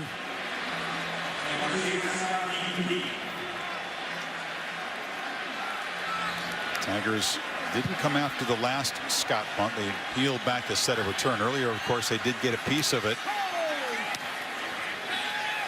This boot sent away from Artavis Scott and will roll dead at about the 21-yard line. Exactly 9 minutes to play in the national championship game. Watson, another opportunity to take the lead. Number 4, Sweeney's quarterback. He showed me a picture on his phone. He had taken I-4, believing that was a sign that number 4 was going to do big things tonight here in Tampa. Didn't look so early. They were struggling. He looked a little unsettled, to say the least. But now, the 2nd possession, they get the ball again down 3, pinned back, and Watson trying to escape big Daron Payne. Defensive front continuing to try to contain him, not let him get to the outside, forcing him to step up. Cannot say enough about the determination that he has shown tonight, because he wasn't just out of sorts. He was rattled by an aggressive, tenacious Alabama defense early in this game, and through it all, he's within 3 points of tying it up. Pressure again, ball gets out, but one more time, it was a free runner coming in the face. That was Evans on the blitz. Well, Jeremy Pruitt's kind of dialing it up. 2nd time in the last couple series, Rashaan Evans right up the middle, but what he's doing a really good job of is disguising it with depth at his position and then waiting until the last possible second to shoot through those gaps.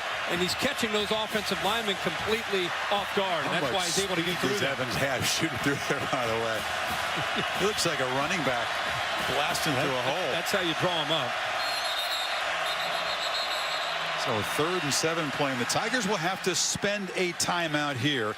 They don't want to have to, but this is a crucial play. You begin to look at the clock, and your defense has been holding up, Kirk, but you wonder how many more opportunities can you create for your offense to recover from this deficit. Yeah, and we talked about his resiliency in fighting back. He's shown accuracy, not a lot of chances to improvise, but when he has had some opportunities, he's tried to make the most of them. How about the recognition? Safety comes down, affects the coverage, gets in the way. Hunter Renfrow ends up getting out into space against man coverage. So it's been a battle, a chess match between this Clemson offense and the Nick Saban, Jeremy Pruitt defense. He's now thrown for 300 yards and a couple of touchdowns. The difference is they've really limited him as a runner as compared to last year. And most big Clemson games is 22 net rushing yards on 18 carries. You factor in the 4 sacks there. 3rd and 7, big play.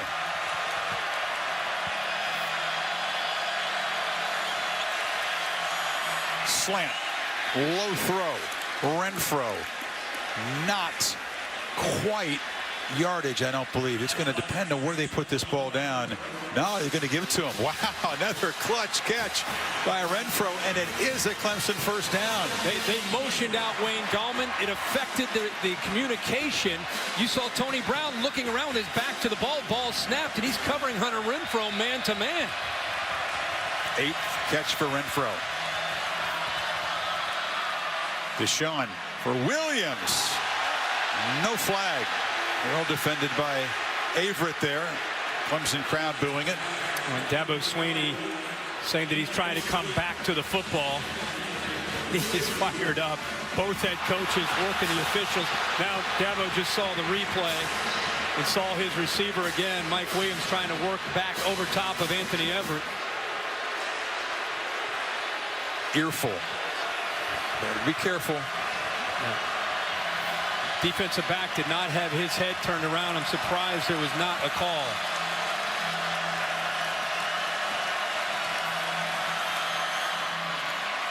Watson has a lot of time, but is running out quickly. He's hit. They try to knock the ball loose. Deshaun somehow stays alive and throws it downfield over the head of Leggett as he was buried by John Allen. That is a lot of energy consumed by Deshaun Watson just to keep the play alive. Watch Chris as he right here. You think he's going to be taken down by Anderson, but the effort. But watch after he throws. Allen lowers the boom and all of his weight coming down on top of him. Allen's 291 pounds with a lot of force because of the momentum coming down on Deshaun, and now Deshaun Watson has a 3rd and long. Exactly. You're putting all that energy. You got to get the heart rate down and come up with something here. Keep the drive alive. They need 10. Snap it at 2 seconds. Deliver far side. Leggett is open, but it's off his hands, incomplete. And Watson just slumps, drops his head. That would have been a huge play. Well, there's a breakdown in coverage by Alabama out here. Watch 2 defensive backs get locked up right here. It frees up Leggett to the outside. Nobody is out there on him because the corner, 26, Marlon Humphrey, came into the inside, and it freed up Jordan Leggett. And Deshaun Watson saw it, but just not quite able to put it where he had a chance to make the play. Big 6'5" tight end who caught 4th quarter winning touchdown passes against Louisville and Florida State this year. Missed an opportunity to make a big play to keep the Clemson drive alive. And now Teasdale, another effective low punt. 7:36 to play, so imperative for Clemson's cause for that defense to get the football back. Well, Jordan Leggett and Deshaun Watson are going to want to talk about that. A rare Alabama coverage bust, and Leggett did not continue to run the route.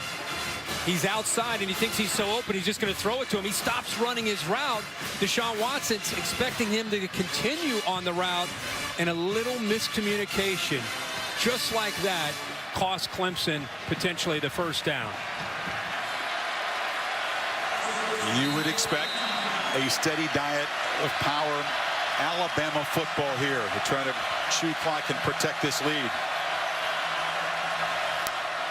But Scarborough not in there. They must rely on Damian Harris at tailback. He's got it.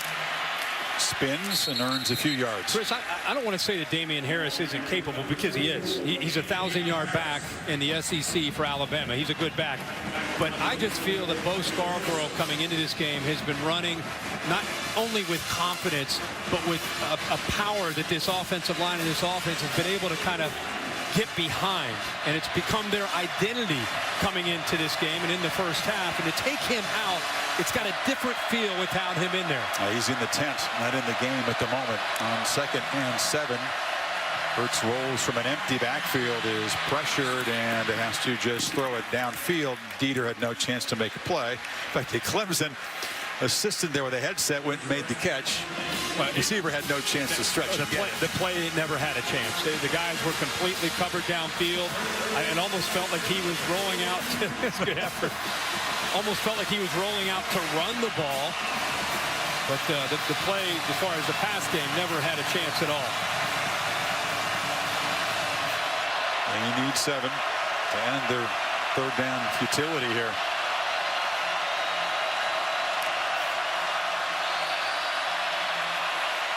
Looking deep for Stewart. Once again, he shoots it over the head of the receiver. Had no chance to make a play. Yeah, it's just throwing it and hoping.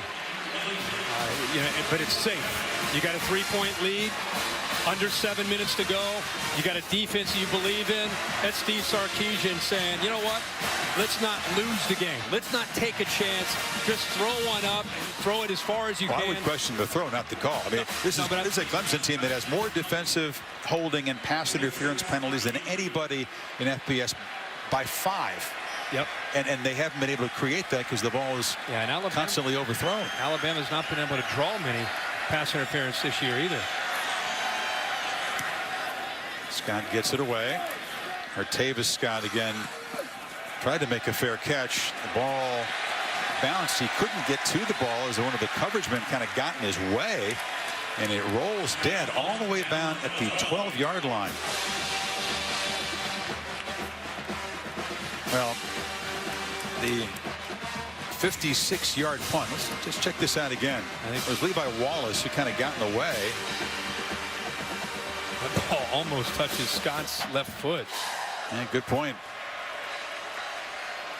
Not quite close enough to crowd him, but it's a break because it does bounce down there, and a 56-yard punt pins Deshaun way back now. How many more chances will this Clemson offense have to reclaim the lead? Dahlman in the flat. Gets a block and hops back close to a first down to the 21. Good tough running. It's an extension of their running game. Get the ball out into the flat, into the perimeter where he has a little bit of wiggle room. It's been very tough for him to be able to run under 3 yards of carry tonight. So you get him outside where he can catch the ball and have a little bit of room to try to make people miss. They fake it to McLeod. And Watson with the keeper, shoved out by Harrison. It's a first down. 6 minutes to play. We have talked so much tonight about Steve Sarkisian and the Alabama offense. And often when you're the defensive coordinator in Tuscaloosa, we talk about Nick Saban. But Jeremy Pruitt's experience against a Clemson offense has to be coming into play tonight in the way they've been calling this defense. They've simplified, and they're playing much faster tonight than they did a year ago. Watson delivers. Leggett again finds a little crease. And Deshaun gets it to him out across the 40. Kind of what Alabama had success with earlier. Kind of fake that little quick throw to Mike Williams, fool the defense, and then sneak that ball between the corner Everett and the safety Ronnie Harrison. Quick throw there before the safety can come over. Great recognition there by Deshaun Watson. Out of the game at the moment is Jonathan Allen, the Bednarik Award winner. And Watson loops it for Williams, who goes up and makes a huge grab at the 30. Showing the big body and the hand strength. former basketball player, body control and ball skills, how he goes up and high points the ball. We have a flag down late.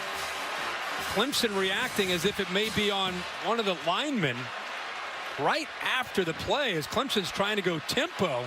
After the play, unsportsmanlike conduct, defense, number 94. The 15-yard penalty, automatic, first down. So Deron Payne flagged, lost his cool, and that'll move the Tigers 15 yards closer to a potential go-ahead touchdown. Moves it all the way to the 16. A mental error, and something you don't see from Alabama defense very often. Payne this time, the culprit, and not only the big gain, but with the penalty on top of it. 4 plays, 72 yards, a minute 5. They're inside the 20. 26-yard gain, tack on to 15. Payne is what that caused Nick Saban on that sideline. The ruling on the field is a completed catch that plays under further review. And now they're going to back it up, and Tom Robbins is going to make sure that Williams did come down with the football. How about him adjusting back to the ball, Chris? High points the ball. Tremendous effort. That ball's down on his thigh. I'll have to maybe see it. This angle might show it. That's why people feel he's the best receiver in the country. The deep ball, the vertical ball, how he adjusts back, finds the ball, and the body control. That's a clearly a catch. Yeah, it did not touch the ground. He had to kind of use all of that hand strength and maybe a thigh to get that thing collected. After further review, the ruling on the field is confirmed. It's a catch. First down. While he was being grabbed and also kind of hitting the head on the way down, too. Yeah. Meanwhile, even though it's another example, Clemson gets the catch. It's confirmed. But what happens? Instant replay slows down that energy and momentum that Clemson had created on this drive. I talked about 4 plays, 72 yards, and a penalty on Alabama. Bama's defense is on their heels. They get a quick break there as they review it. Able to get Allen back on the field along with Williams and Tomlinson. With the Tigers 16 yards away from taking the lead. Watson, keeper. Navigates to the edge and leaps toward the pylon. Spotted out just short. Given everything he's got again tonight, Deshaun Watson. Gosh, what an effort by Watson. The only reason they didn't call it a touchdown is the ball is in his right arm. He gets pushed out of bounds. If the ball's in his left hand, he might be able to reach for the pylon. But with the ball in his right arm, he's out of bounds. It's not where his feet are. It's where the ball is. AT&T pylon cam getting banged up again tonight as they did in the championship game a year ago. First and goal. I thought that last look from the AT&T pylon cam looked like he stepped out almost at the two-yard line there. So where was the ball when the foot hit out of bounds? That'd be the question. If he see where he touches down and where the ball is. Well, right here he steps out. Where's the ball? Yeah, just inside the 1-yard line. The official just picked it up and put it down a little farther away from the goal line. So let's see if the official review here does affect the spot slightly. But the bigger picture is the Tigers have marched 87 yards. The ruling on the field is confirmed. Short of the goal line, first and goal. 87 yards in 5 plays, a minute 29. And after being down double digits for most of this game, Clemson can jump in front in the final 5 minutes. If they can get 1 more yard here.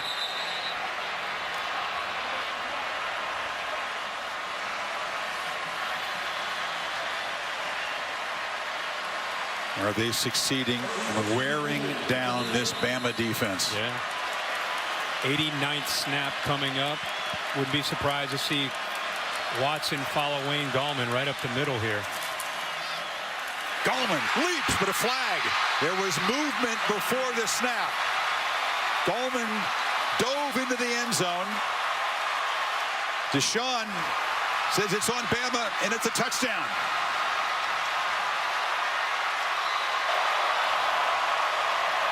Offside. Defense, number 28. Lined up in the neutral zone. Penalties decline. Touchdown. Gallman scores a masterful drive by the quarterback and a mental mistake by Alabama to help that drive, and Clemson is on top. A PAT away from a 4-point lead, their first lead of this championship game. It's an important PAT for Hugel, and the snap was handled by Seth Ryan very well. Clemson, a couple of fourth-quarter touchdowns have put Jalen Hurts and the Tide behind now. What a big drive. The 6 plays, 88 yards. The big play by a 26-yard gain by Mike Williams. The 15-yard penalty in the back end of that against Deron Payne, where he kind of loses his cool, gets caught up in an altercation there with Taylor Hearn, swings at the face, costs him 15 yards on top of the catch, gives Clemson great field position. They capitalize all the way inside the 1-yard line with a great effort, tremendous heart from Deshaun Watson. And the very next play, they're able to get a push right up into the middle and get the ball to their powerful slasher, Wayne Gallman, for the touchdown to give them the 28-24 lead. Bama had allowed 3 rushing touchdowns all season. That's it, 3. That's Clemson's second tonight. When he went to that corner of that end zone, I had flashbacks of Vince Young against USC kind of feel. Now, we've seen everything from Watson tonight. The command wasn't there at the beginning, but he found it. The toughness to take hit after hit. And the beautiful grace and athletic ability on plays like that one. And now the best laid plans for Bama. Played conservative. Another pooch kick, by the way, from Hugel, and a fair catch. Taken back there at the 33-yard line by Cam Sims, one of the backup receivers. You can say best laid plans. Play conservative. Play with the lead. Use the defense. Can't do that now, Kirk. Jalen Hurts going to have to find a way with 4:38 if Bama's going to win this championship. Well, if you're Steve Sarkisian, you've held a few things back. You've waited and just in case, and now you're going to have to pull them out. You've got 2 timeouts. Timeouts and the time aren't an issue just yet. You need a little bit of urgency. You don't have Bo Scarborough to be able to rely on, who was effective early in this game. And you got to come up with some plays from your playmakers, Stewart and Ridley. Alabama has not trailed in the fourth quarter all season long. And now in the ultimate game, need a touchdown. Hurts steps up. Chased and has to just throw it away. Dexter Lawrence, freshman on freshman pressure there. He throws that ball away, and he throws it almost into the stands, but he's outside of the pocket area. And once he gets outside that pocket area, you don't need an intended receiver in the area at all. He can throw it away. As long as it gets across the line of scrimmage. And that ball was clearly across the line of scrimmage. Sounds like Death Valley in here. Very loud.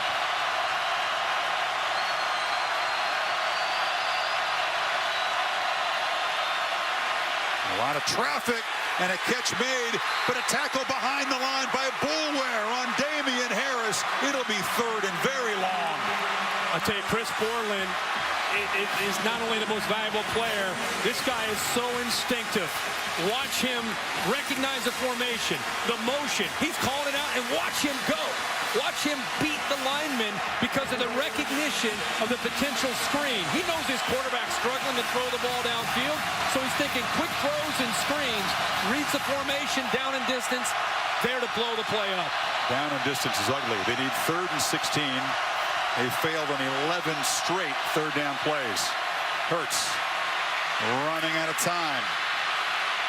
Running to create some space, lobs it back across to Ardarius Stewart, who comes back, makes a catch, but he's a yard short of the marker at the 41. What's Saban do here? And Nick Saban has to look at this with his offense and the way they played, has to think about going for this at 4th and 1. Brings another tight end, doesn't hesitate. How about Steve Sarkisian? He's been an offensive analyst the whole year. Lane Kiffin's been calling the plays, and now he's about to call one of the biggest plays of his life without Bo Scarborough.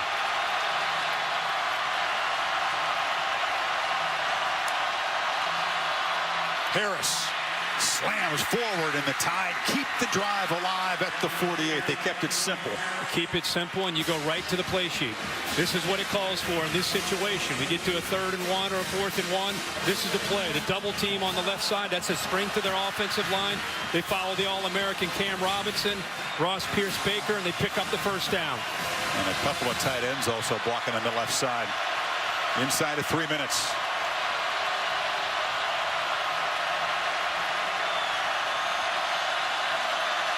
Hurts backward pass to Stewart. He can throw it. Looks downfield for Howard, who makes a catch at the Clemson 30.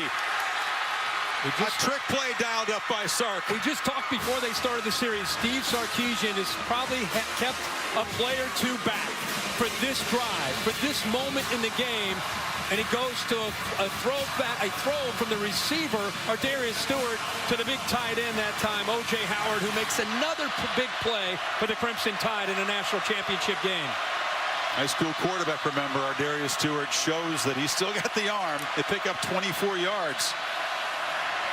Hurts now. Took a peek downfield and now just barrels forward. Still running in the clear and scores.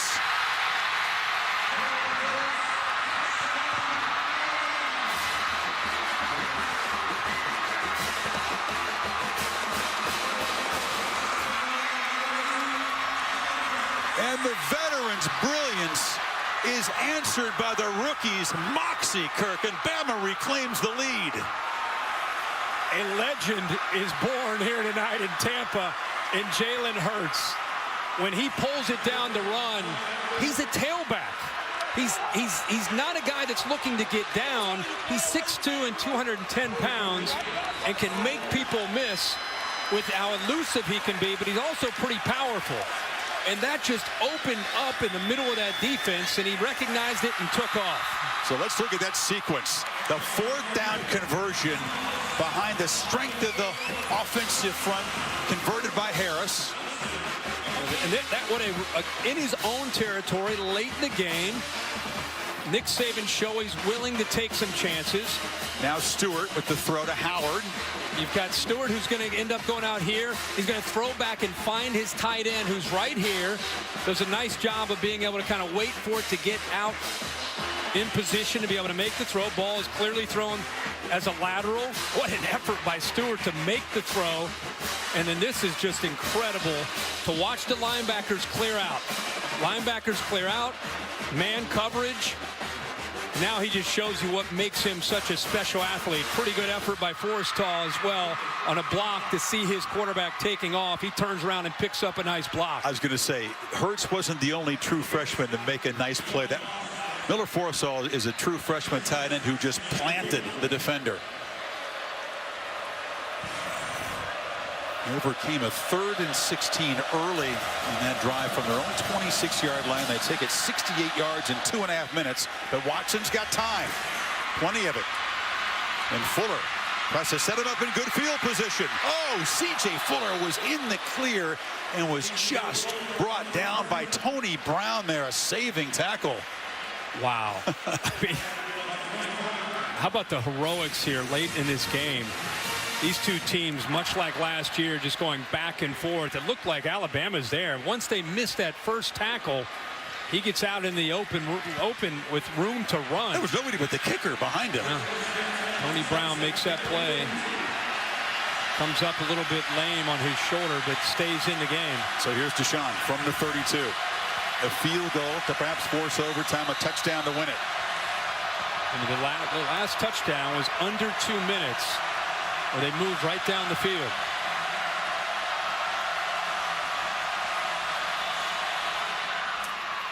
And there's a short catch. Leggett able to get out of bounds. Tigers have a couple timeouts to work with. Important thing for that front four. Remember, we have Clemson now at 90 plays offensively. We've not seen a lot of rotation. Fatigue, mental fatigue, physical fatigue for Bama. Can they tough it out and still contain and pressure number 4? Get after him and not give him time to throw. They bring pressure, but it's picked up. And Williams down the sideline makes another big catch. He beat Averett. And the Tigers Threaten again. That's a matchup you're going to take. If you're going to leave Mike Williams one-on-one with a corner who's undersized, notice how he puts it up in the air to give Williams at 6'3", who can leap up close to 40 inches, give him a chance to go up and make a play. Nice job of seeing that by Deshaun Watson. Now they get it to Scott, who laterals to Gallman, who is hit immediately but stays alive, and Gallman spinning and driving down inside the 35. There was a lot going on there. A little trickery from the Tigers this time. Yeah, throw out to the receiver, lateral back to Wayne Gallman. You're right. And then Alabama actually defended it pretty well. It looked like the Tigers were saving up a couple plays for a big moment, too. With 2 timeouts, closing in on 1 minute here.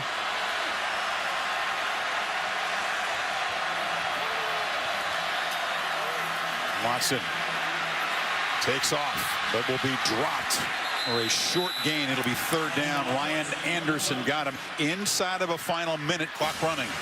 Clemson electing to hold on to those timeouts. Worst case scenario, they're thinking about trying to get this game into overtime. Well, I'll tell you, they're not playing with a whole lot of urgency here, are they? 3rd and 3. He needs 5 yards to feel really good about having a chance to get it into overtime. Long for Hugel is 47. He's hitting from that distance in warm-up. On 3rd down, Watson slant one more time. Renfro, and they have a 1st down, and they are in Hugel's field goal range now with 22 seconds to go. Wow, to have a cushion there with one of their better receivers in the slot. They saved the timeouts and just fire the ball into the ground here. Tell you what, though, they did wait a long time to spend a timeout and really create some urgency here. They want to obviously save 1 timeout for a potential field goal attempt, but I'm a little surprised they weren't looking more aggressively to win the game with a touchdown here. Sure, at the very least, maybe a couple shots into the end zone. Well, they can do that. And still the timeouts, but just 19 seconds now. You got to believe they're going to have a safety over the top of Mike Williams, who's down here at the bottom. A sack could take them out of field goal range. Bama brings some heat. Watson delivers. Catch made down inside the 10.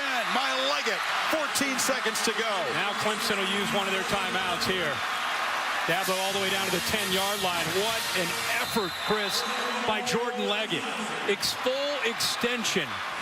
Redeeming himself for earlier the miscommunication with Deshaun Watson. Fully extended, makes that catch and shows you for a tight end how athletic he is. And I don't think that ball touched the ground. I think he got his right elbow underneath. He missed a much easier catch and made a very, very difficult grab that time. Wow. Jordan Leggett has been the clutch guy. We talked about the game winners against Louisville, the game winner against Florida State, and a huge play. And now a really intriguing setup with the ball at the 9-yard line. But you're at the 9-yard line. You still have a timeout, which is big for them, to whether they set up for potentially a game-tying field goal or you take a shot in the end zone. Probably have a couple plays here, depending on what happens with that first play. But Chris, we left Glendale last year thinking, man, what a great national championship with these two teams. And here we are with the second opportunity to see these teams again in a championship. And man, it's been. How do you like the sequel, Herbie? The sequel's been pretty good. And I think we're just getting started here. We may have some more football to be played. Yeah, we'll see. Hugel not automatic, but it looks like the best Bama can hope for would be a field goal attempt in overtime. Let's see if the Tigers can win it right here. Williams to the left. Watson. End zone. Overthrown. Leggett well defended that time. It took 5 seconds off the clock. Notice they put Minka Fitzpatrick on number 16, one of their best cover guys. 9 seconds, 1 timeout. And Chris, that last play, Mike Williams is into the boundary to the left. Not only does he have the corner Everett on him, he also has the safety, number 6, Hootie Jones. So you're using 2 defenders to try to take him away. That should open up one-on-one opportunities off to the right, which includes Jordan Leggett, and also don't forget about Hunter Renfro, who's in that slot in the middle. Watson Lobs it for the end zone. Williams is knocked down. Here comes a flag. Interference in the end zone. We'll put the ball at the 2-yard line. There are 6 seconds to play.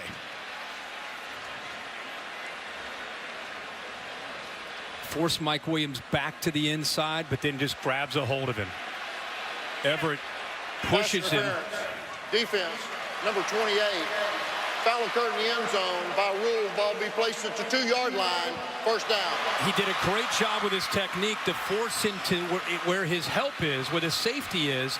But then once he gets by him, he reaches around his waist to hold him. How great is this? This could be the final play of the college season, perhaps, if Clemson gets a touchdown to win it. If Bama can hold them out, perhaps a field goal attempt for overtime.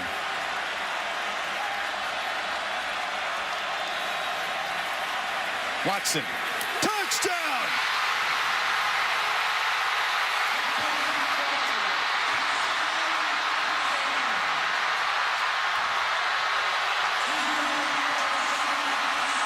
Hunter Renfrow. Little man makes another enormous play. 1 second remaining.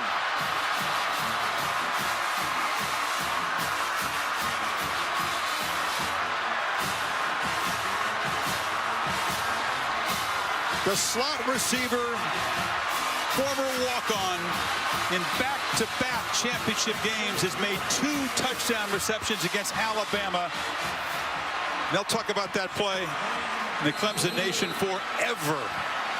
The touchdown here to potentially win it. The 2 for the night, 2 last year, and maybe the best tackle that he's ever had in his life after Ryan Anderson had a sack and a fumble recovery for potential touchdown. Great point. Early in the game, he did save a scoop and score touchdown, and then did what he does best, go down and make clutch catches. Offside defense jumped into the neutral zone, causing the offense to react. Half the distance. Decline. The penalties decline. We'll have the try. The 10th reception of this game for Renfrow.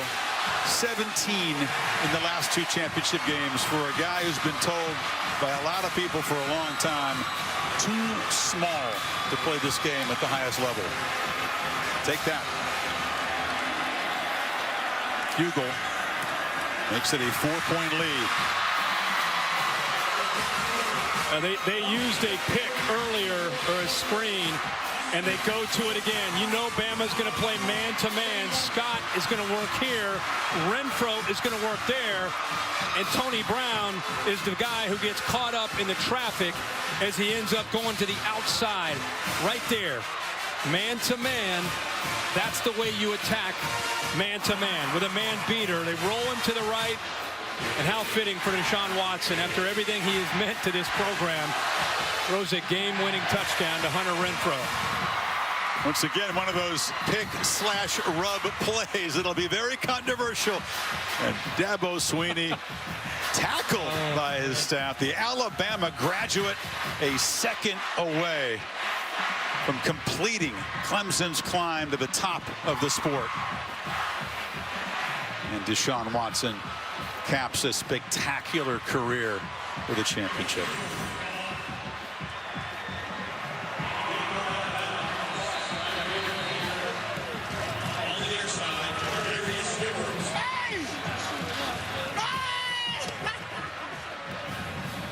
One final piece of business. Hugel just boots it along the ground. They fall on it. Clemson Tigers, new kings of college football.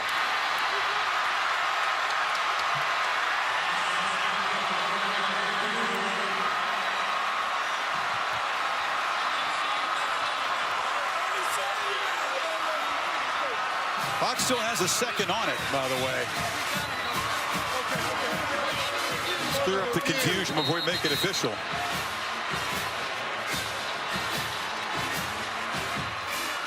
Mike DeFee's got his hands full to clear the field here, and let's bring Dave Kataya in to try to help us sort this out. Did the ball roll 10 yards before they fell on it? There's 2 points here. Number one, the ball was recovered on the ground. If the ball is generally recovered on the ground, the clock's not going to start. But let's see, they're going to have to look at this, the timing on this, to see exactly what happened. Replay buzzed it, I'm sure, right away to take a look at this. The clock does not start till that ball is legally touched. It's legally touched when by the kickers if it's traveled 10 yards. It's legally touched with receivers. Let's see if it traveled to the 45-yard line. Let's see who touches it here. Of course, they can't touch it till it goes 10. And it did just travel 10 yards before it was collected by Hugel himself. Now, the key is the clock starts as soon as he touches it, but his knee's on the ground. So that means it should be an immediate. I think they're going to have 1 second left here because he's not up with this. 1 second for Clemson to just take a knee. Exactly. They did recover the ball, so it's legal recovery. It's 10 yards. Yeah, so it's going to be Clemson football. There's not going to be a Hail Mary for Alabama here if they give the ball to the Tigers, as they should. They've got to look at several factors. Again, whether it was illegally touched before it goes 10 yards and what the status is of the clock. Are you convinced that his knee was down when he actually collected the ball? It appeared to me that his knee was down when he collected the ball. The key is they're going to have to look and see exactly when that ball's touched relative to the knee being down and exactly where the ball was recovered. I didn't see a kicker touch it till it traveled 10 yards, which makes it legal. One more look at where was Hugel when he got the ball. It looks like the knee is down. But it's a moot point. They're going to go out there and take a snap and take a knee. Exactly. And in Clemson, by scoring 21 points in the fourth quarter against an Alabama defense that had allowed 32 all season in the fourth quarter, is going to win the championship. Can't say enough about this Clemson team and what they faced early in the game. Down 14-0. Their leader, the guy that they believe in, Deshaun Watson, was rattled at that point in the game. The game looked like there were many people probably watching thought, wow, this Alabama defense is going to get Deshaun Watson this time. They were hitting him hard and often, rattling his cage. 15-yard penalty. They were out to intimidate him, and it worked. But Clemson deserves credit for settling into the game, making adjustments, and Deshaun Watson ends up fighting back, throwing again for over 400 yards. Last year 400, this year 400. We thought, how can you top the 405 yards with 4 touchdowns? Well, by throwing for 420, 36 of 56, and 3 more touchdowns. Also, of course, running for a touchdown, avoiding any interceptions. After reviewing the play, the kickers legally possessed the ball beyond 10 yards. The ball belongs to Clemson with 1 second on the clock at the 46-yard line. That's fitting, Kirk. Send Deshaun Watson out in victory formation. Let him end this championship game and his career with a kneel down, huh? Absolutely. And keep that football and put it in his trophy case. He has meant so much to the Clemson program, so much to college football. Talk about a guy that has done it the right way, graduated in 3 years, led this team the last 3 years to heights they've never been for Dabo Swinney.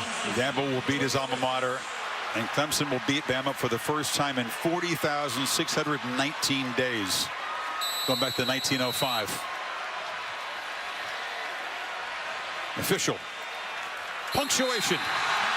Clemson dethrones and avenges Alabama.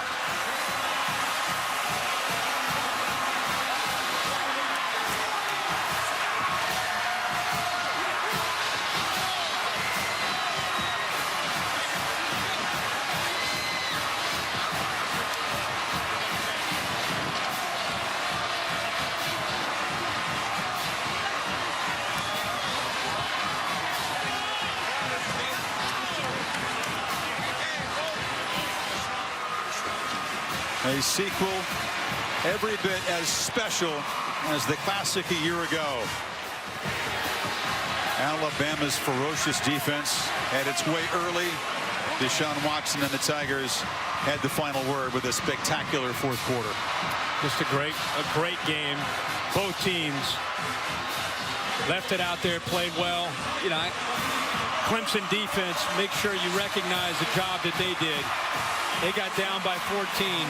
and then they kind of seemed to just settle in. Their goal was to make Jalen Hurts have to throw to win. And while he made some plays, especially late, what looked like potentially a game-winning touchdown, it was still a great effort for them to kind of dig in and give Deshaun Watson time to adjust and come back. What do you say we hear from Deshaun with Tom